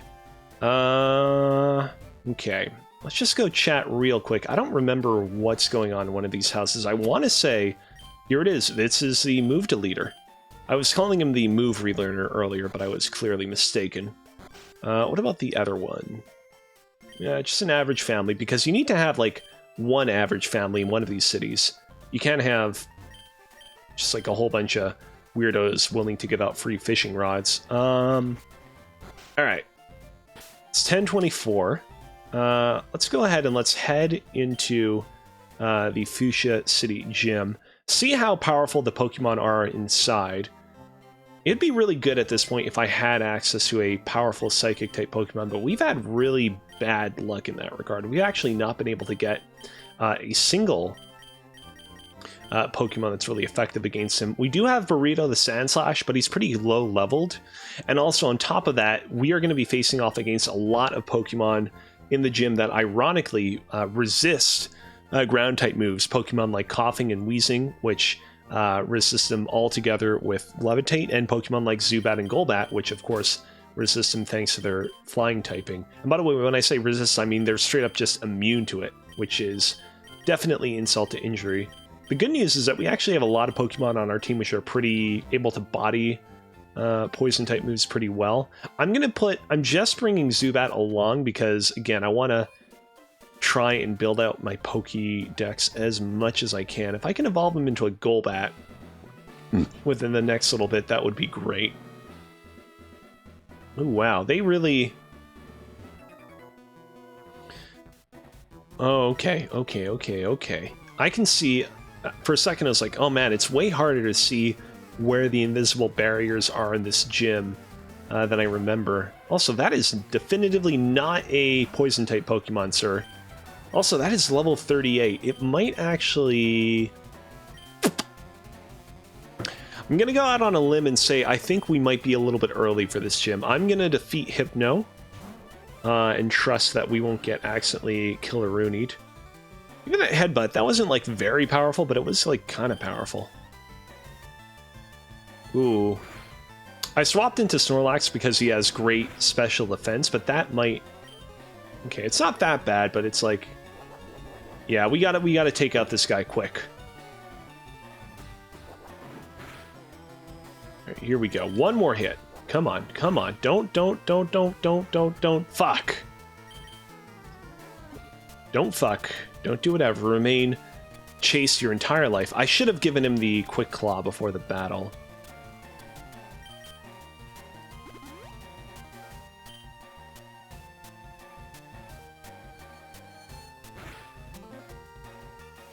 Alright, just needs to survive one more hit. Oh, here we go. The one Poison-type move that he has so that he's eligible for the Pokemon Gym.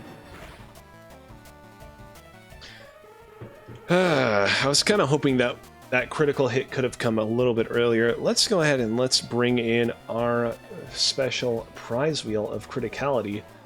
1, 2, and 3.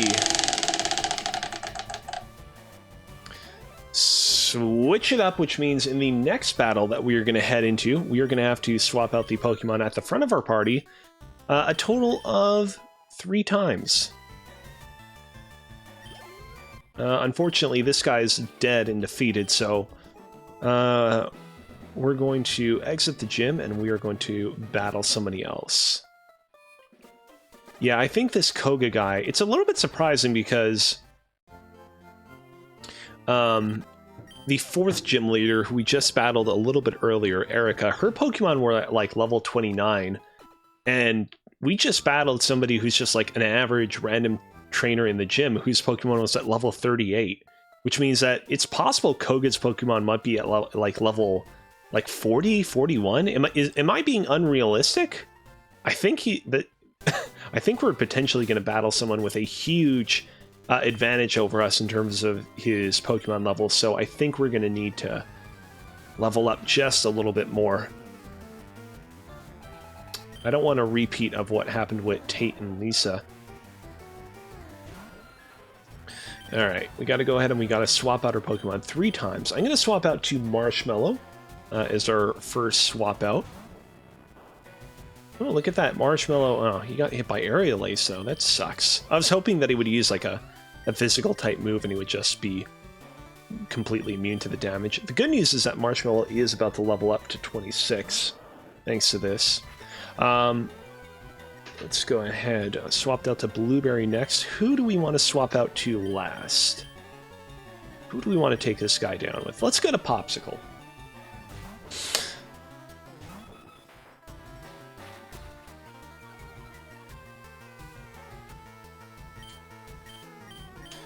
And we'll go with Tri-Attack.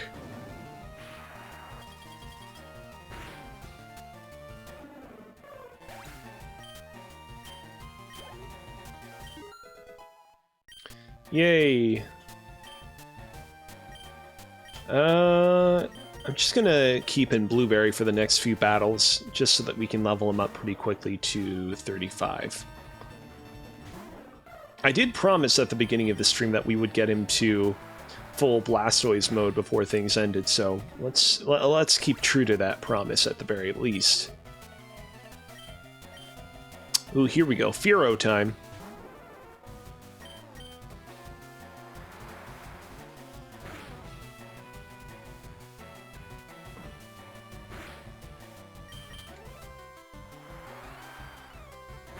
Goodbye.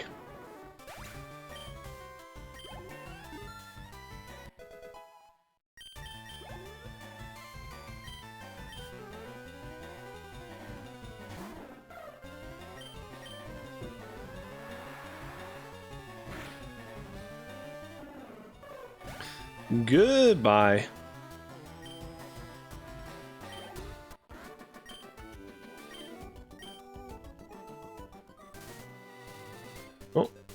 Oh, okay, cool. For a second, the game, oh no, it seems like things are a little bit, I mean, at least on my end, they're a little bit on the fritz. Let me check my internet connection real quick. Seems like we're okay. Sometimes the game is a little bit framey, and I'm not really sure why that happens.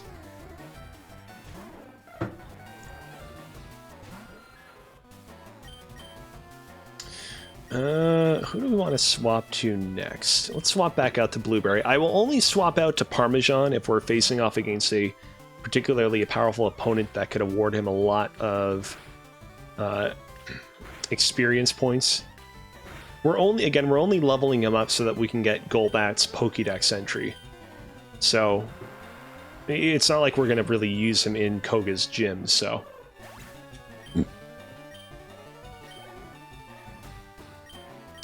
Alright, Fearow, fair enough. I should probably swap Blueberry to the front of my party and just have him kind of be at the front there in case I end up having to battle like another pretty weak-ass Pokemon.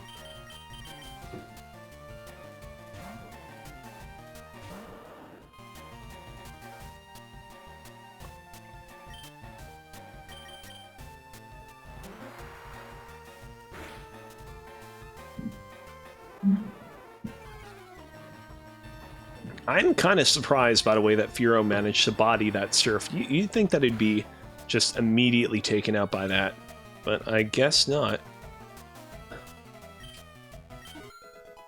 Yeah, there we go. That's why we want to have him battling them high experience point yield Pokemon. Also, I've always been a little bit confused. That guy is like, clearly he's like grasping at the air where you can see like a bunch of blue Pokemon feathers, but in this generation, the only like bird Pokemon that has blue feathers like that is like, I mean, it's basically Articuno. There's nobody else that comes to mind.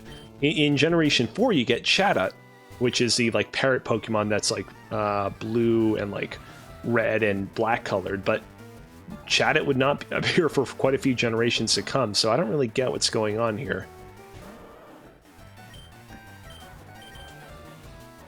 Ooh. You know what? This is not... we'll probably manage, but knowing how powerful my own Dodrio is. I actually don't love this matchup. Uh-oh. Uh-oh. Fuck. Thankfully, that's not an electric type move. If that was an electric type move, I would have been dead a Rooney. I was really hoping I'd be able to just level up from that one. The good thing about being burned is that, fortunately, I should say, we're not losing any damage when we walk around. You know, Eradicate's a good... This guy can yield a lot of experience points. I'm actually gonna... But he might have Pursuit, so I'm actually hesitant to send out Marshmallow for this one. I'm gonna send out Tortellini. Tortellini will take care of him. I've not used him a lot recently.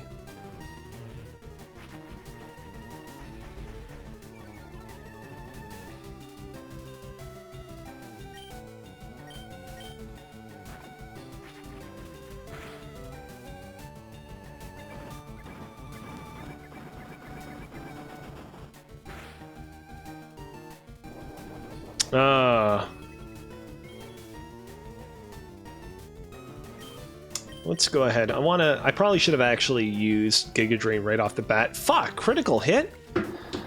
I was really hoping. This is why I don't often battle wild Pokemon on these runs anymore, because the more wild Pokemon you battle, the more needless critical hits can happen. Let's go ahead and let's spin the wheel of criticality. And 3. 10 push-ups. Like I said at the start of the stream, we are taking a sabbatical from push-ups because my right shoulder is still a little bit on the hurting side. So instead, in place of that, I'm going to do a little bit of yoga. Like last time, I think I will do 5 reps of 10 seconds of that one move. Let's go ahead and let's swap in the proper camera for this. So it seems like my top-down camera is a little bit misaligned. I'll have to fix that a little bit later. Okay. Even just doing this, which is not like putting a lot of strain on my shoulder feels very sore. I don't know why. Alright. 1, 2, 3, 4, 5, 6, 7, 8, 9, 10.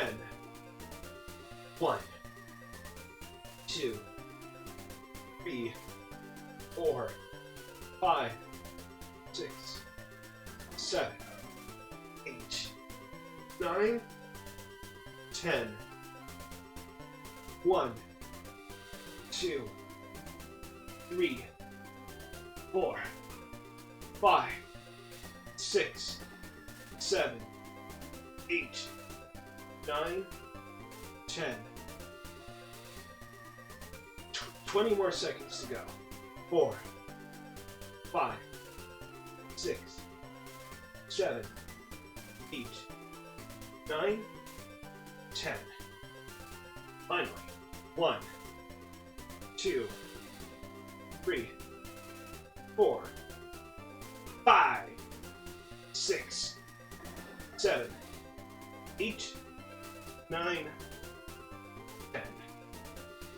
And there we go. That is how it's done.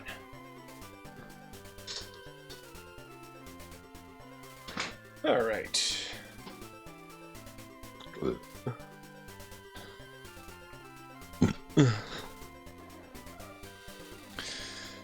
All right. Let's see here. This did not... Battling the Raticate did not level me up, which is unfortunate. I was hoping it would, but we'll have more opportunities to train, obviously. Man, I was really hoping we'd be able to get something good from the Safari Zone. I was really hoping we'd be able to get like something great from there, but we did not. We did not.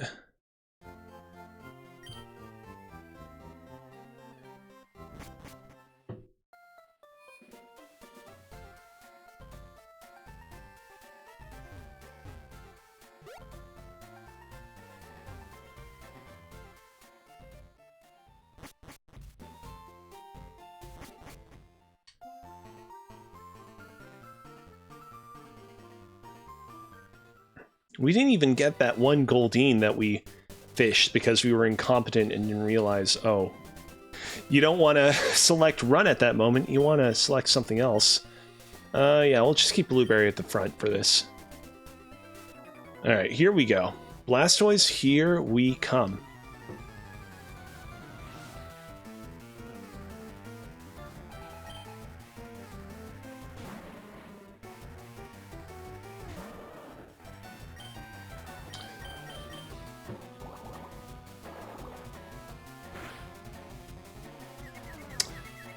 Ooh, here we go. Come on, Coughing. This will be a very fun way for us to get just the amount of experience points we need. There we go. There we go. Here we go. Look at that, 101 hit points, and it's going to be even higher after we evolve. Parmesan to the front.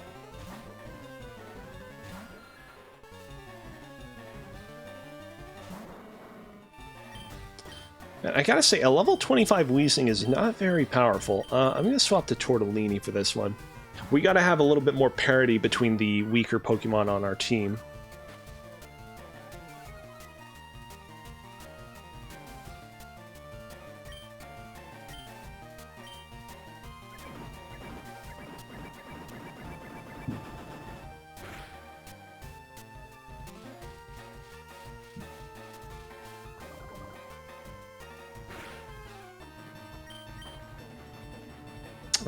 Come on.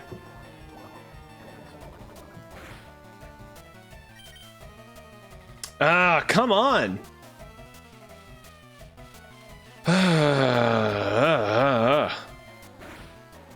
Smog, it's not even poisoning me. It's not even doing a critical hit. It's just nothing. I can see that Abby Normal redeemed Hydrate in the chat. Sorry if I didn't notice that quite so right away. I got this Twitch bottle that I actually use to hydrate from when I visited TwitchCon in 2019. I was initially planning on maybe visiting TwitchCon this year, but just economically, timing-wise, it didn't work out very good. It's actually a G Fuel energy format can, because like you're supposed to like mix your G Fuel things into this can. Let's go ahead, let's hydrate a little bit. You know what, let's make this into a really special occasion. It's been the first time in a while that somebody has redeemed Hydrate. So let's bring our nice big main cam in to do this. That was a little bit too much water. I should have been a little bit careful there. I don't totally stand by some of the things that the G Fuel Corporation has said and done over the years, but I will say I got an insane amount of free G Fuel samples at that TwitchCon. Like, no joke, that TwitchCon in 2019 was the like #1 convention to go to if you wanted free energy drink samples. There were so many energy drink samples. If I was working for like a video game news blog like Kotaku at the time, I would have written like a Kotaku article about all the energy drinks that were at that convention. But yeah, it was again not necessarily a huge fan of G Fuel the corporation, but definitely a huge fan of G Fuel's presence at that particular convention, handing out G Fuel samples left and right.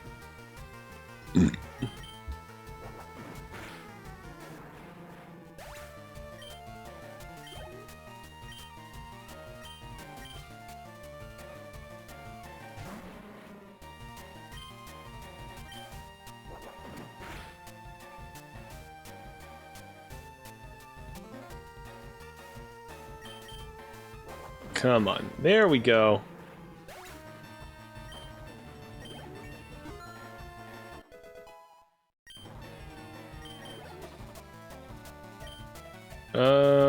Yes, I would. Hold on, there's a little bit of slowdown in the game. When the slowdown happens, like, it's not like this game is connected to the internet. I think it's just my computer lagging a little bit. I suspect that's probably, I'm gonna go out on a limb and say that may very well be related to whatever has resulted in my computer, one of my computer's fans not moving all that much anymore. Or maybe it's, I mean, you know, because of it.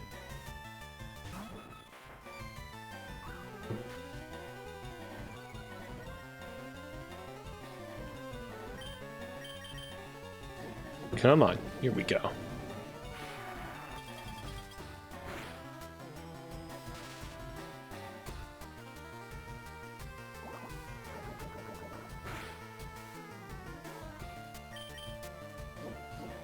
It's actually, I just realized, it's been a little while actually since Tri-Attack actually inflicted like a status infliction on this guy.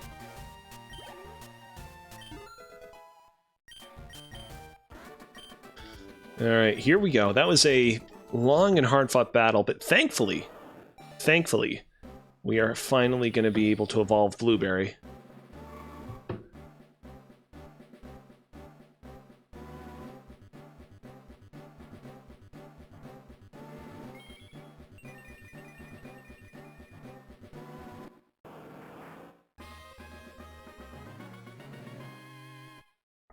First time that we've had a Fire Red or Leaf Green run where we have managed to fully evolve our starter into a Blastoise. It's always been Charmander or Bulbasaur, but never Squirtle. So I'm happy to have him.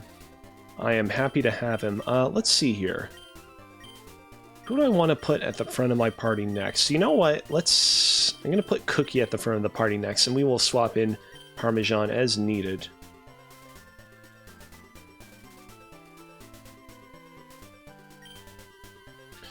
Alright, I don't feel like we don't have like a ton of trainers left on this route. It's just like a few guys, right? Not that guy. I think on the right side there are a few trainers here and there that we'll probably be able to butt heads with. There we go. It's definitely one of them. I'll probably I'll just stick around to see if... I'll try and see if I can find at least 2 more trainers, and then whether that's all the trainers on the route or not, I'll move on from there. Now, I know we are not exactly paired up against a Pokemon that we want to be battling a whole lot. Actually, just realized, I don't think that Primate has Foresight, which means that we can probably swap into and finish the battle with Marshmallow without issue. He is using Focus Energy, which can be scary, but if he doesn't have any moves that can hit us, I think we'll be okay.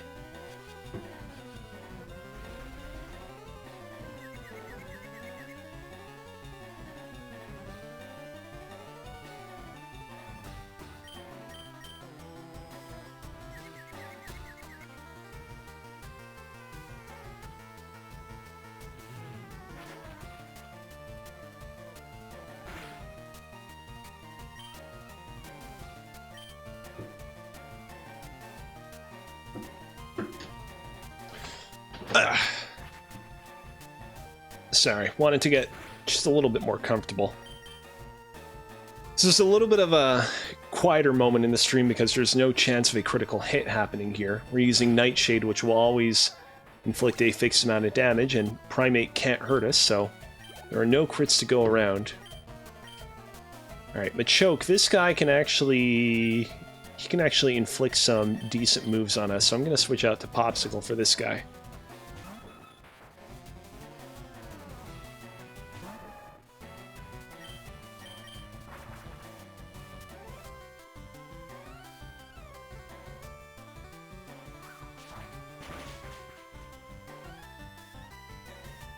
Here we go.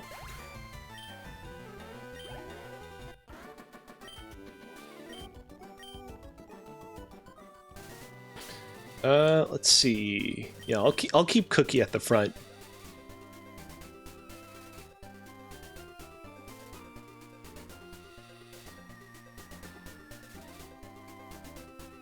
Oh, here we go, another trainer. Kind of weird how this guy's just hanging out here. Okay, so this guy has a Pokemon that he leveled up, but it didn't evolve. So is it... Yep, it's a Machoke. I was about to say, like, what other Pokemon could he be talking about? Is it like a Nidorino or a Nidorina? But yeah, neither of those Pokemon, unfortunately.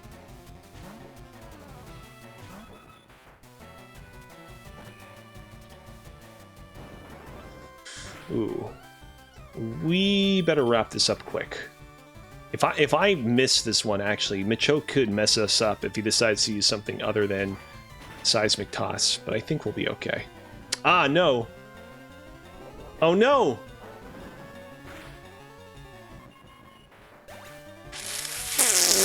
Fuck! God damn it, I was so certain that would be able to kill him.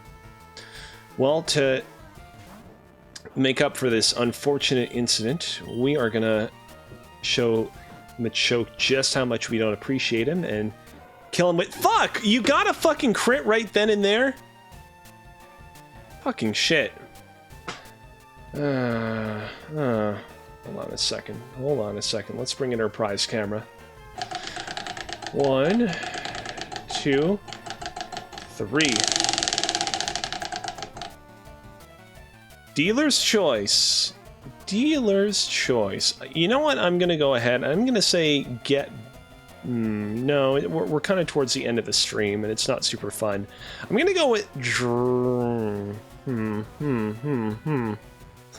What should I do here? Let's go ahead and let's do drop 5. Let's drop 5 items from our bag. Let's keep things short, sweet, and simple.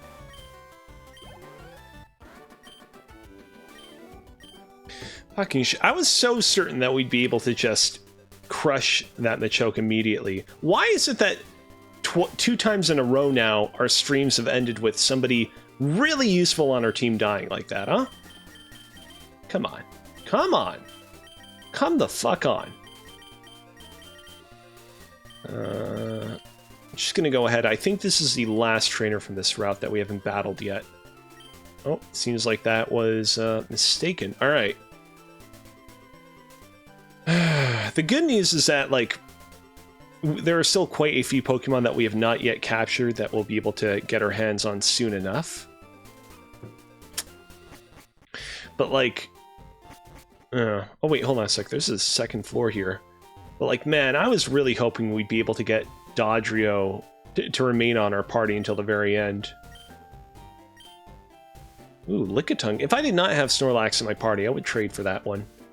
The good news is that the kind of core 3 Pokemon on our party of, like, Blastoise, what's his name? Snorlax and Victreebel are very good. Like, extremely good, but man, oh man. I wanted Dodrio to stay on my party because it's not the typical kind of Pokemon that I even use in one of these runs. We have about 10 minutes left in this stream. Let's just... Real quick, I'm going to go ahead and I'm going to relieve some items from my bag. I'll just go ahead and I'll toss 3 super potions. Why not? We'll toss ourselves a Moonstone, because unfortunately there are no Pokemon at this point that we can capture that can take advantage of a Moonstone. And I'm going to toss an Elixir. There we go. Alright. Let's see here. Popsicle, unfortunately, is going to have to go into the RIP box. And yeah, unfortunately, we don't have... Somehow we have 2 Fearos and a Spearow, but we don't have a single Doduo or Dodrio that we could add to our party to help make up for his loss. Well, hard to believe that it's happening, but Sandslash, you are now taking the place of Popsicle in the party. Let's go ahead. I'm gonna head into Fuchsia Gym. We have some trainers that we can train over to the east of here, but I want to just see if I can make any progress there. We also have actually this route that we can train at if we need to. We need to add some new Pokemon to our party that are new Pokemon that we have not encountered yet. Not like another Spearow for like the upteenth time.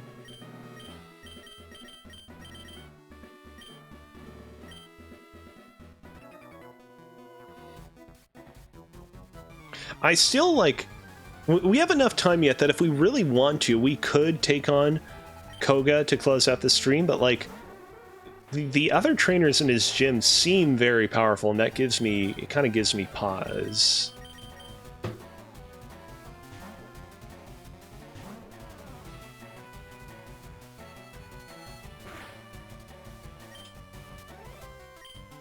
Also, like, Pokemon that we're battling against right now, they're not exactly what you might call representative of the kind of Pokemon that Koga has. That being said, it is, like, I do think it is strange that Drowsy and Hypno are not, like, poison psychic type. Their whole, like, their movesets really would suggest that they should be that. We got a critical hit, which means we got to spin the wheel. 1, 2, 3. I feel like this often happens. Like, I'm trying to 10 push-ups. I guess we can do a little bit more yoga. I feel like this often happens at the end of my streams. I'm like, okay, we're gonna go and we're gonna go ahead and we're gonna battle the gym leader, and then we just get a million critical hits in a row and things slow to a crawl. I'm gonna do a little bit more yoga like last time because my shoulder is a little bit strained, but I'm gonna do something a little bit different this time around.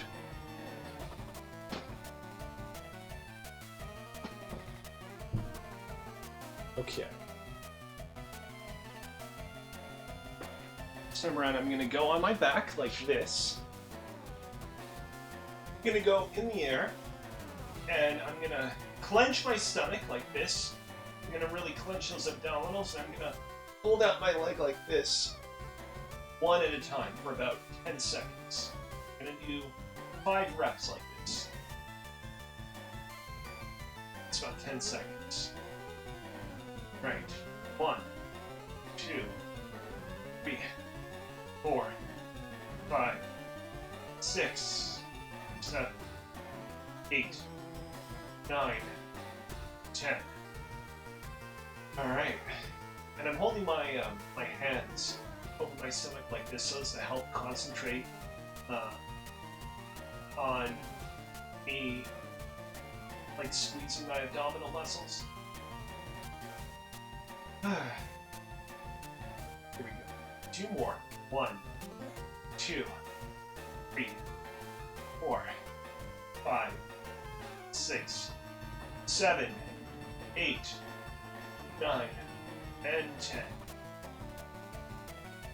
Here we go. 1, 2, 3, 4, 5, 6, 7, 8, 9, and 10. Alright. Just gonna be careful when I get up so that I don't needlessly strain my shoulder muscles anymore. I really do need to quickly recover because it's a lot more fun when I do push-ups. It's fun to do yoga too, but it's not, doesn't have that kind of strenuousness to it that makes doing push-ups fun. Yeah, I don't know what's going on here. These early Pokemon games made some really interesting decisions in terms of the type of Pokemon that you fought. I mean, it's not as, like, I guess egregious as, like, that one Dark-type Elite Four member in the next gen who has, like, exclusively non-Dark-type Pokemon. You know who I'm talking about.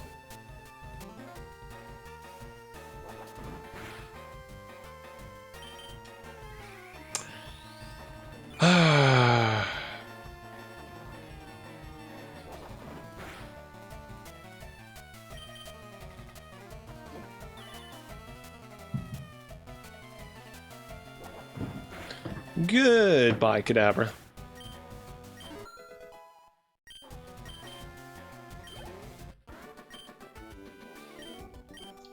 Alright, before we go any further, before I forget, let's go ahead and let's quickly give our Pokemon some items.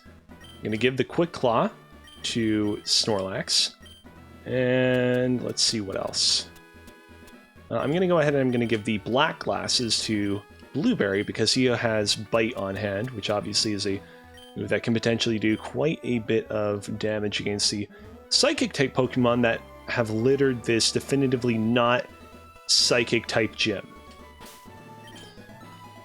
Let's see here. Maybe, I mean, you know, part of a ninja's repertoire is misdirection, right? So maybe what's going on here is he's intentionally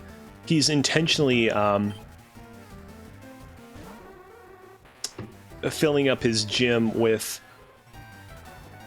like non-poison type Pokemon for the kind of trainers that you face within, so as to kind of like misdirect his opponent. So when he actually reveals himself to be a poison type trainer were all like, oh my god, this is not what I was expecting. Here we go. Black glasses time. It's actually very, I mean, it's very characteristic that Blueberry would have black glasses, considering that, you know, Squirtle is one of the more famous Pokemon to wear glasses in the anime. Let's see. I might as well just keep him in for this one. Eventually, when he switches out to like a Hypno, I'll swap in Zubat so we can earn some more experience points.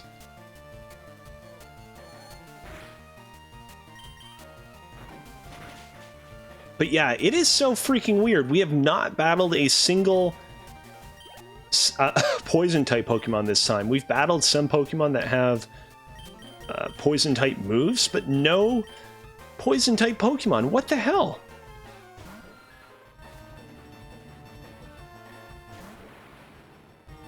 And also, it's specifically like jugglers. Like, I don't really get what's going on here. It's supposed to be like people that are really into doing all sorts of like cool, like tricky moves.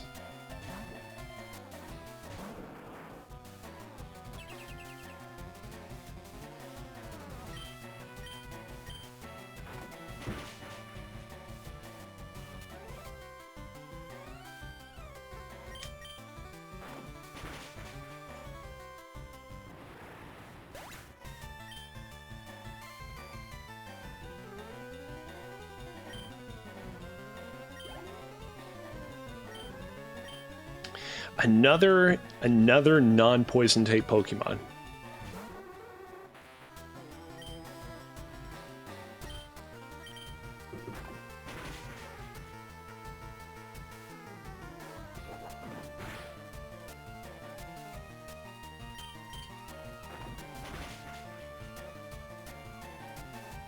Well, look at that. We have another late stream critical hit. Let's go ahead and let's spin the prize wheel of criticality. 1, 2, and 3. More hot sauce. Let's go.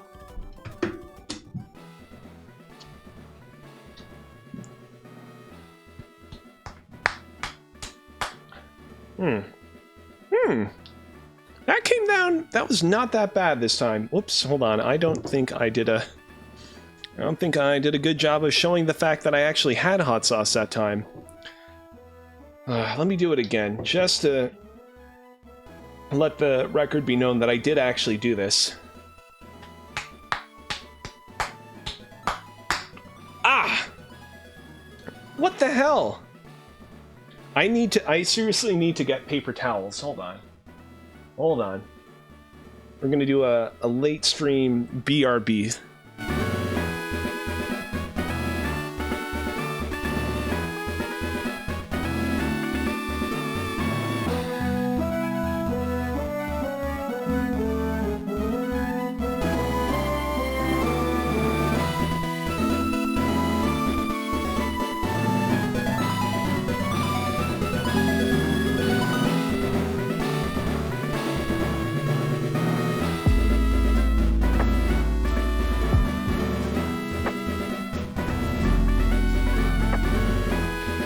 And we are back.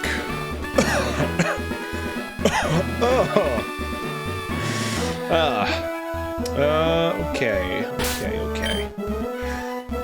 Look, we're pretty close to Koga. I'm just gonna ride this out until we can beat him. At the very least, I want to see if we can... Oh, look at this. Someone who finally has Poison-type Pokemon. That's... Oh, I was just about to say, I want to see if we, at the very least, can encounter somebody that has Poison-type Pokemon on their team.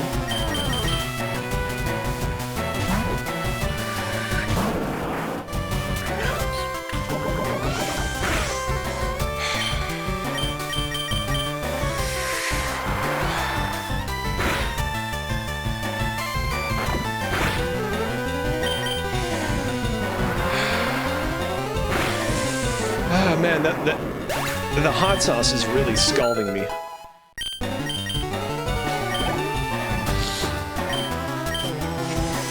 You know what? I don't love the fact that we're seeing another non-poison type Pokemon being used in this gym, but I I will permit it because it is Sandslash, and as we saw earlier, Sandslash certainly loves his Poison-type moves, what with him gaining access to Poison Sting, sort of his only non-ground type attacking moves.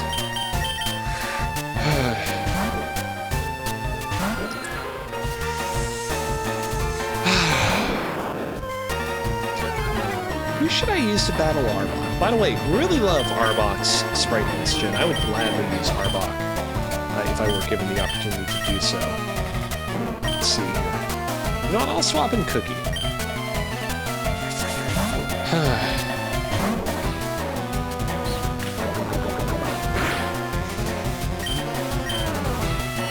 Yeah.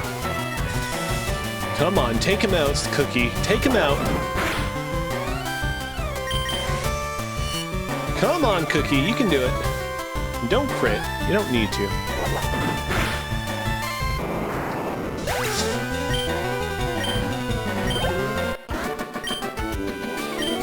Alright, are there any more Pokemon in the gym for us to battle before Koga? Yes, there is. Actually, is there only one more trainer, or are there two? I think there might be two, actually. You know what? Let's see. I think we can get this guy to level 38, and then I could actually go ahead and I could use another... I could use a rare candy and get my guy to level 39. If Koga has a Pokemon on his team that is at least level 38 to match that one trainer that had a Hypno at the beginning of the gym, it would probably be pretty good if we could get Blueberry to level 39. So let's see if we can do that.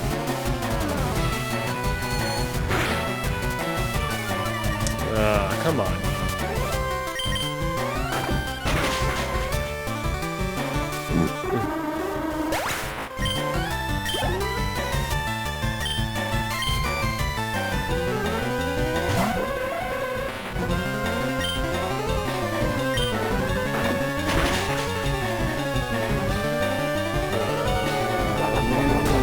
I'm wondering if I should maybe swap out to someone, actually. You know what? I'm going to swap out, because Blueberry had his special defense lowered, I'm going to actually swap out to Cookie.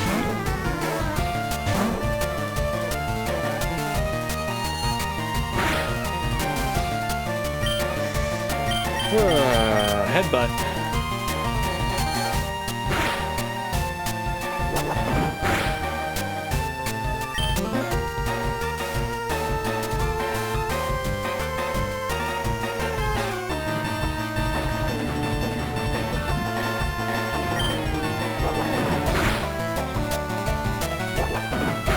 Got a little bit dicey. I'm going to go ahead and I'm going to use a potion on Blueberry to level him, keep it, not level him up, but keep his HP a little bit topped up.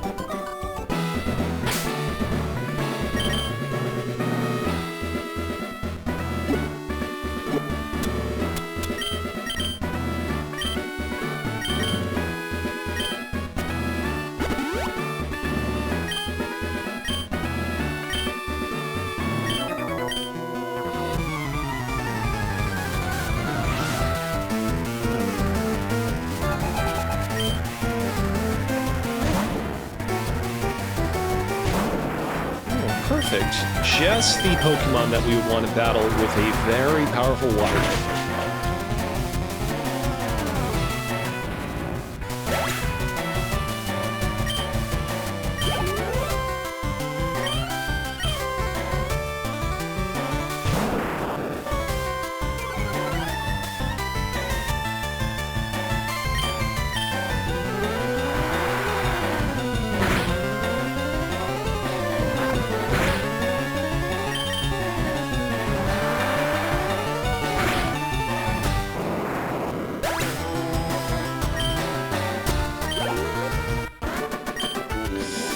It's a little unfortunate that he didn't gain enough XP to fully level up to 30 before the gym. I'm going to go into the wild. I'm going to battle someone real quick to level up to 38. I'm going to use a rare candy to get to 39, and I am going to take on Koga so that we can finally close out tonight's stream.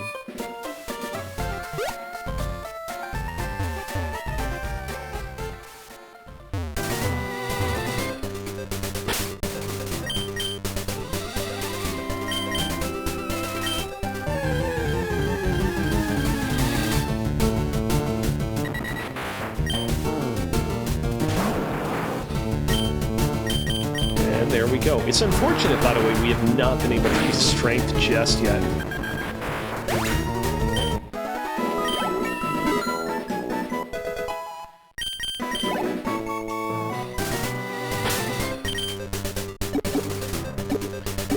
Also, amazing that we've actually managed to accumulate 3 rare candies at this point. Pretty good.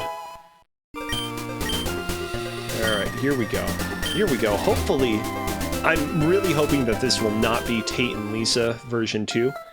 I am a little bit, again, concerned by the fact that we just faced off against a Hypno at the start of the gym that was level 38. But, like, for context, Tate and Lisa's Pokemon were at level 42, and they were the 7th gym leaders. This guy is only the 5th gym leader, so I don't think that we're going to need to be too worried.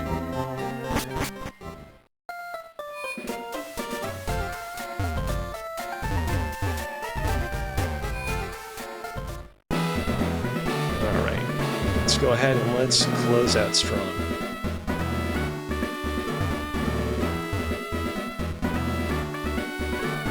It's unfortunate, by the way, that we have not been given a lot of great hold items by now. If we were playing Pokemon Emerald, I would have for sure given Victory Bell the that 1 seed item that boosts his grass-type moves. So that's very useful. Alright, everybody looking good, looking peachy. Let's do this.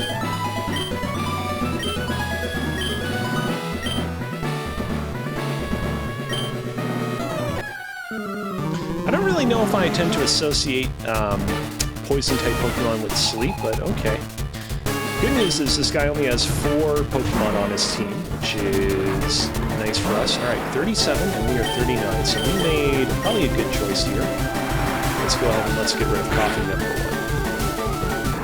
1. Well, there we go. I wasn't even expecting that to be a 1-hit KO, but lo and behold. Alright, Muck. Now, Muck, gotta be careful with, because this guy actually has access to some pretty decent special defense, but we'll see what we can do. I just want to see how powerful is Surf. We're both equal leveled. Oh shit! Although I am not happy that we got... I'm not exactly what you might call happy that we got a critical hit there. Let's go ahead and let's bring in the Rise Wheel of Criticality. 1, 2, and 3.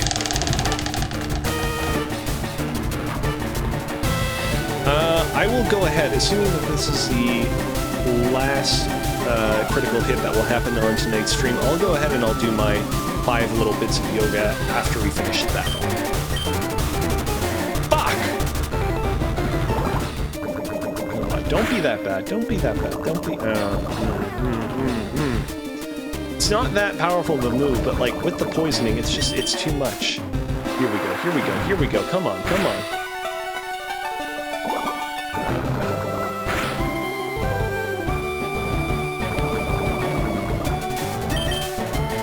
You know what, I'm gonna swap into Cookie for this one.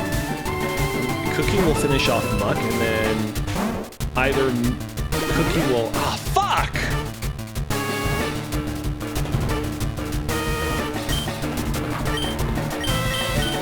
You know what? Yawn has basically flawless accuracy. It will always hit its opponent, so let's actually use it right now. I also can use Rest, actually, if I need to heal myself getting poisoned, so that is also an option too.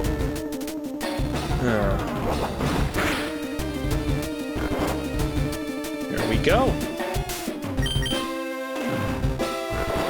Now we still need to worry about our not great accuracy, but we'll do our best.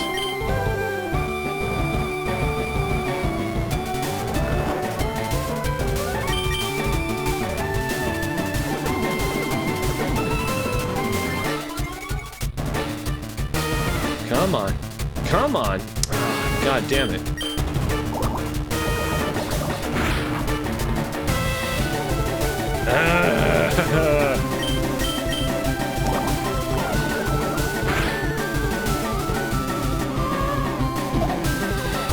Okay, new strategy. I am going to use a super potion to heal up Cookie. Next turn, when he falls asleep, I'm going to swap into Blastoise. And I am going to heal up Blastoise while Muck is asleep.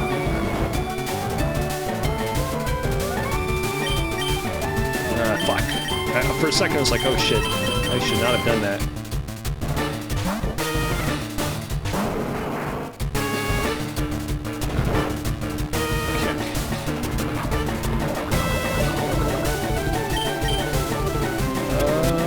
Let's go ahead. I'm going to use a... Oh shit, I did not realize I had a full restore. Fully restores the HP and heals any status problems of a Pokemon. Thank you. Whenever I managed to get that item, I didn't not even realize I got it.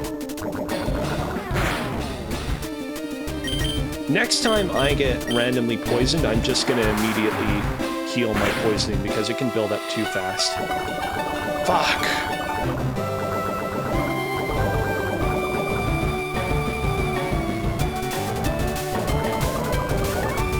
Speaking of which, I'm going to do that right now. If this guy seriously heals his HP with another potion, I'm going to be so fucking pissed. Fuck!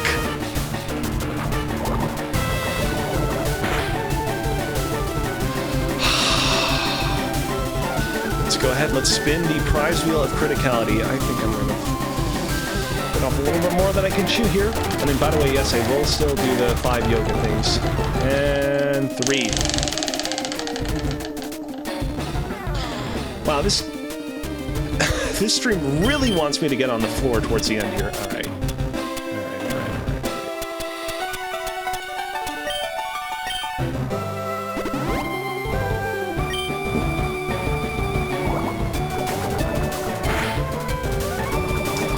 Fuck, man.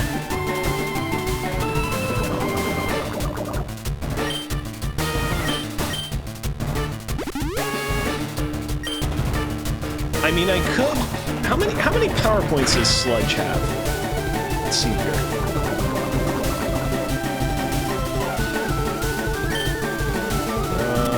I'm gonna go ahead and I'm just gonna go ahead and use a full heal. Trust that he won't get a critical hit next turn.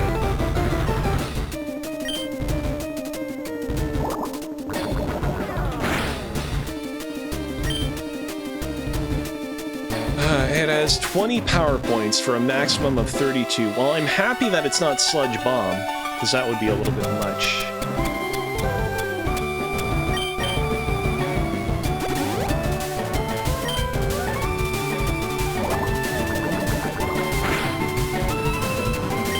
Alright, come on, Surf! Surf! Fuck!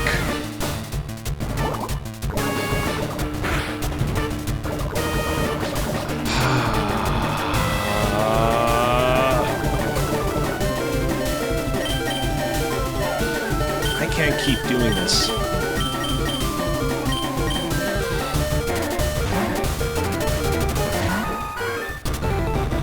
At least Tortellini can't get poisoned, but it's, man, it's way too high of a, way too low of a level. Fuck.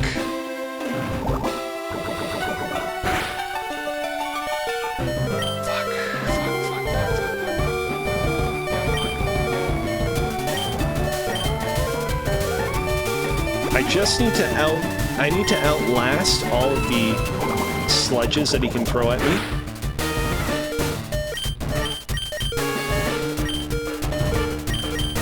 I'm just gonna swap between the other Pokemon in my party. Once I outlast all of the sludges he can throw at me, I can swap back into Snorlax. I can have Snorlax... Sorry, Parmesan. I can have Snorlax use Rest, and then when I have Snorlax use Rest, I can just have him, like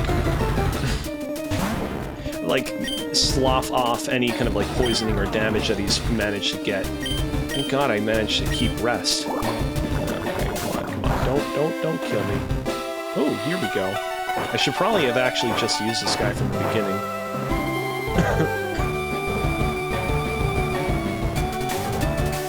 I have to be like pretty close to like using up all his sludges at this point, right?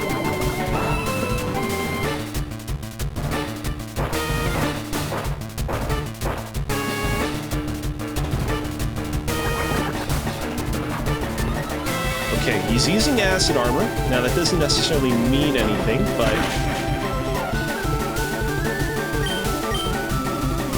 Okay, let's... I do want to just be very careful before I do this. Just be very careful. We know that he has Toxic. We know that he has Acid Armor. We know that he has Sludge. Does he have a... He has Minimize, which means he doesn't have any more attacking moves. All right, perfect. I'm going to swap into Cookie. Now that he has no more Sludges on hand, and I am going to go ahead and rest real quick. I think I'll just take on the rest of the battle with Cookie.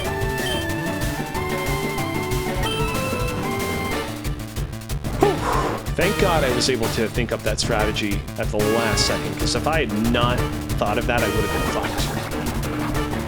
Also, it's not exactly great that this guy is using acid armor to keep his defense super high, but, you know.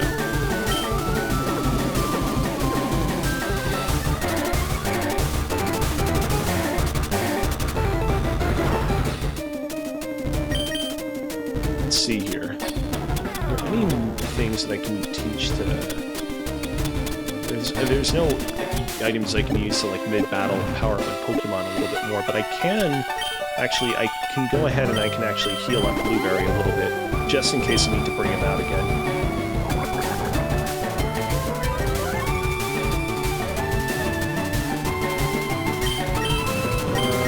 I will go ahead and I will... This is probably the turn that I'll wake up on. You know, it seems like if you use a potion, I guess that uses up one of the turns that you would normally wait out your rest on, which is unfortunate. My headbutts are going to be very inaccurate and flimsy, so yeah, I'm just going to use the opportunity to full heal up the rest of my team, get them into working condition again. Let's see, are there... I don't think I have any more Pokemon on my team that are poison at this point. No. I'm amazed that Burrito survived that, by the way. I'm going to need to make sure that I buy more potions after this, because... Yeah, these are all pretty bad. Alright, Cookie. Headbutt away.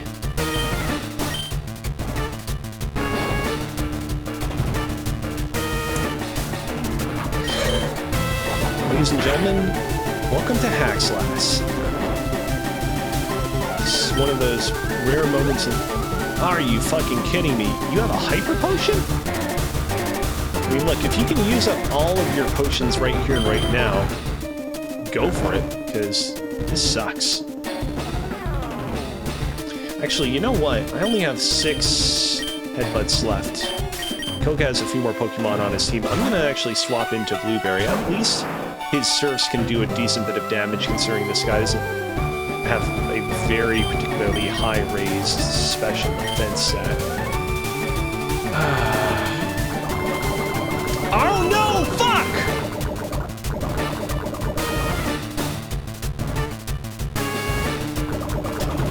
I fucking forgot. Fuck.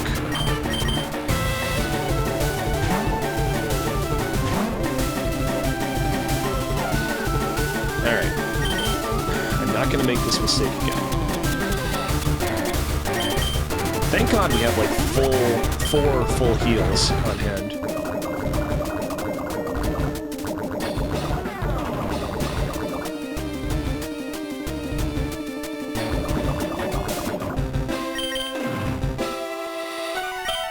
Actually, I just realized, one strategy that we actually can use in this battle is if we want, we could, like, basically make all of his power points run out, and we could just use rest to, like, force him to kind of, like, use up all his hit points when he gets down to struggle.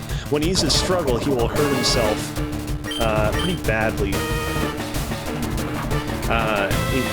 for every kind of hit he lands on us. And so we can actually use that to kind of rack up damage on him without attacking him in return. Let's go ahead and let's rest before this becomes a bit of a problem. The problem is that I don't know how many power points he has at this point. Let's see.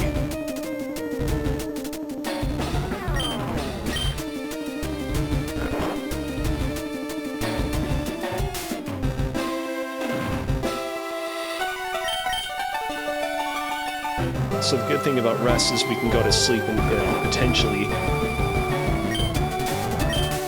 make things a little bit easier for us, because that gives him more opportunities to attack without us doing anything.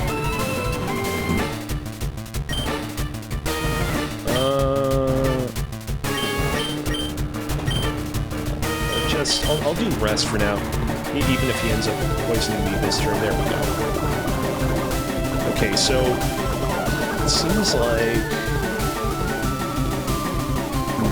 Okay, so it seems like in Generation 6, PowerPoint's amount of PowerPoint... the PowerPoints for minimize was changed from 20 to 10, which means at this point it's 20. Alright, so... we still will probably have to wait a little bit for minimize to finish its thing. Let's see here. Toxic. No, I'm not looking for the Britney Spears video.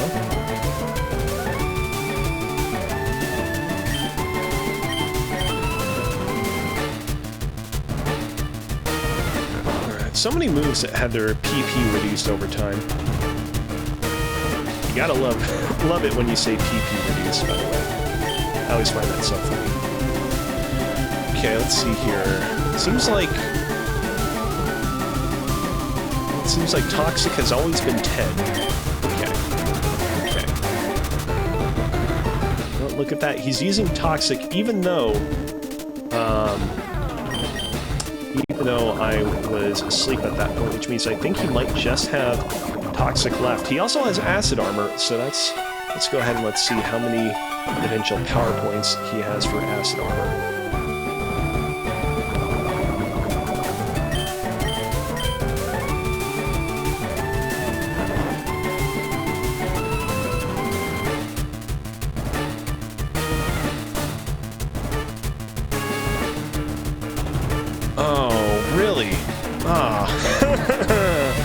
It seems like from Generation 1 to 5, Acid Armor had 40 power points, if you can believe it. Which actually, I mean, that still kind of works out in our case because, I mean, I guess when he exclusively has Acid Armor, we'll be able to switch into and start using Blastoise without any issue, but we'll just need to make sure that, we'll need to absolutely make sure that he no longer has Toxic at all.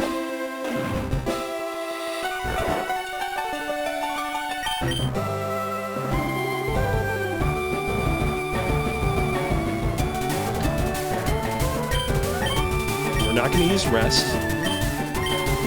I guess we'll just keep using Brick Break. We can also, like, maybe just waste, like, an item in our bag if we need to, but what do we want to waste? We don't have anything to waste right now. Oh, you know what we do have? We do have some berries in the berry pouch. Let's see. We have nothing. Oh, we can use this to restore the power points of Rest if we need to, so that's good.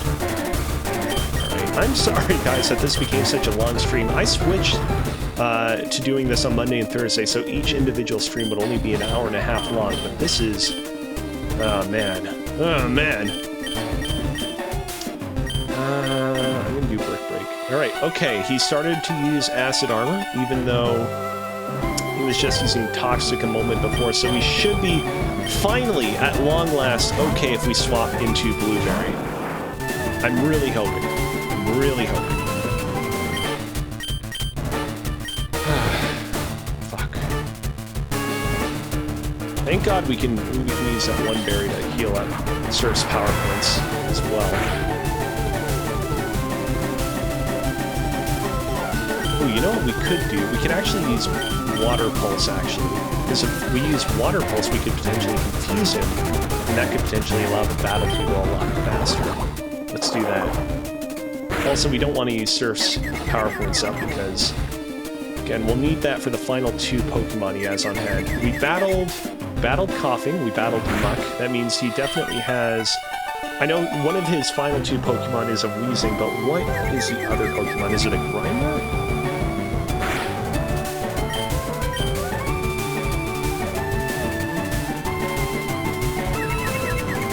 Come on, come on.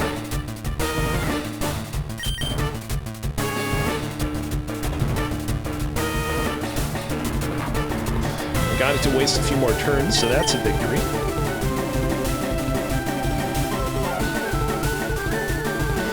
Man, Koga is not as powerful as Tate and Lisa, but I understand why he's sort of regarded as like the Tate and Lisa of the Pokemon Red and Green games. He is so tough.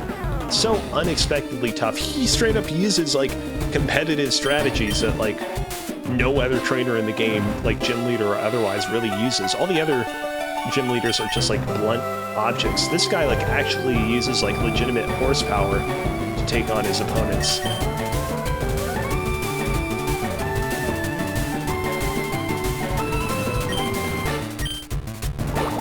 Here we go. Finally! Thank Christ. Oh, man. Goodbye, Muck.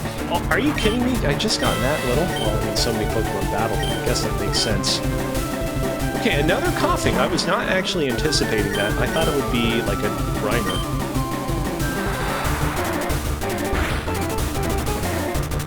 Goodbye. Alright, wheezing. Here we go.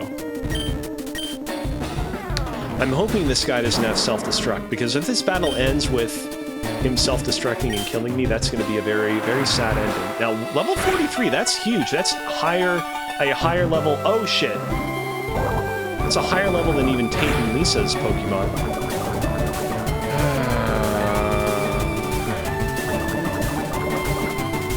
You know what? I'm going to actually swap into Cookie for this one. Also, hold on. Before I swap in, got another critical hit, so we got to spin that wheel. And yes, don't worry, I have not forgotten about doing my last-minute yoga exercises. And 3.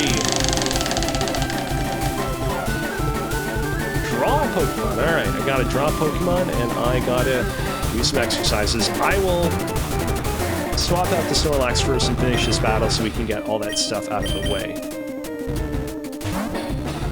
At the very least, like, if Koga uses another potion here... Oh, he did not use another potion. Okay. Alright, come on, come on. Fuck, if he scores a critical hit, he could kill me. Yes! Yes! Whew! God damn it, that got so legitimately terrifying for a second there. We're gonna need to make sure that... Like, if Koga was that tough, Sabrina is going to be legitimately awful, so we better make sure after this battle that we really train up our team. Hey, we got Body Slam out of that, so that's great.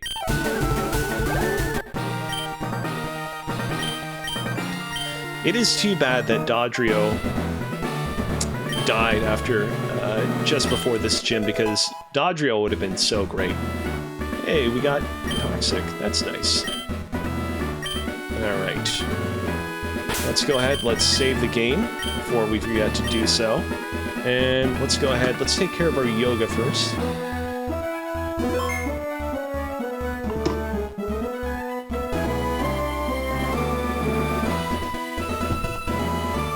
Same as last time, we're going to do 5 reps of 10 seconds of this one. So we're gonna clench our abdominals and we're gonna extend our legs out like this for 10 seconds. 1, 3, 4, 5, 6, 7, 8, 9, 10.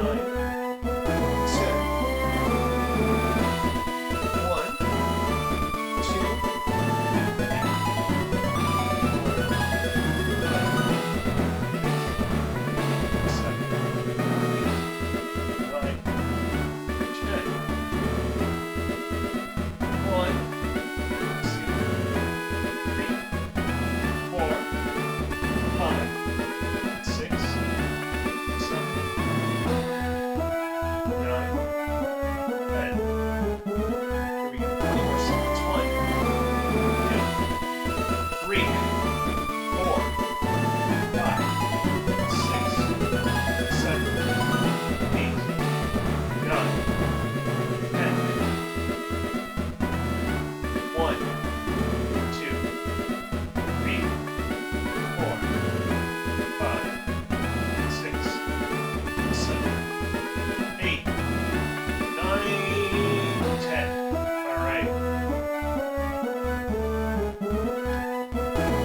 Finally, to close out the stream, we gotta make sure that we draw ourselves a Pokemon. Now, normally I would randomly select a Pokemon or ask my loving, gracious audience to select for me what Pokemon I should draw. But this time around, I think that in honor of the Pokemon that almost ruined our day, I think that we gotta draw ourselves a Muk. So let's go ahead and let's do just that. Give me just a second, real quick. Alright. So the thing about Muk, hold on a sec, I'm gonna move my keyboard in just a little bit, give myself a little bit more space here. The thing about Muk is that Muk doesn't have a lot of detail to him, but he does have giant, huge arms, so I am gonna try to make sure that I at least depict that properly. So the thing about Muk is he has like a very kind of like amorphous underbelly. And he has big giant arms like this. His fingers are always very kind of bulbous, and they're kind of like in a four-leaf clover shape, or almost kind of like a cross, I guess. Kind of like that. You know, sometimes you have Muk's shape is entirely amorphous, so if it's kind of like thin in some areas, like that's, you know, totally permissible, totally fine. And here you go.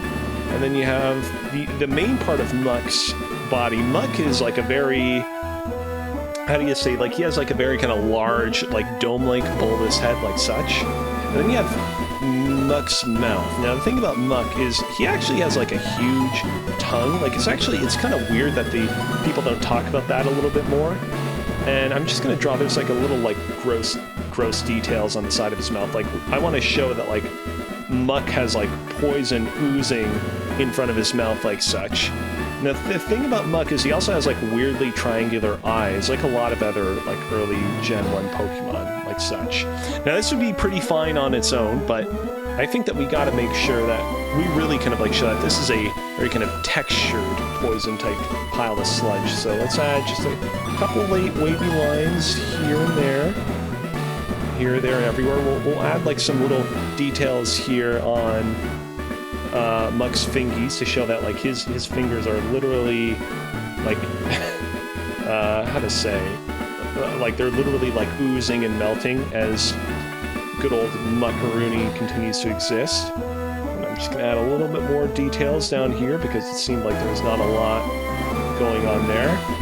Okay, I think we got it. I actually am quite impressed with the little bits of details we were able to get on Muk's fingies. Let's go ahead and let's bring in our main camera so we can have a good-ass look at our latest artistic creation. I mean, what can I say? I don't think that Picasso could have done better, because he didn't even know what Pokemon looked like. And that is why this is one of the best artistic renditions of Muk that you will ever see. Alright, and with that out of the way, thank you to everybody for tuning into tonight's Pokemon Critical Nuzlocke stream. You can, of course, catch these broadcasts live on Twitch every Monday and Thursday at 8:30 p.m. EST, and as Twitch VODs after the fact on YouTube every Wednesday and Saturday. And of course, you can also find me over on Twitter at AlexKozina, AlexKozina, if the tweets and the twits are more your speed. Till next time, my name's Alexander Kozina, and I want to wish you all a good night.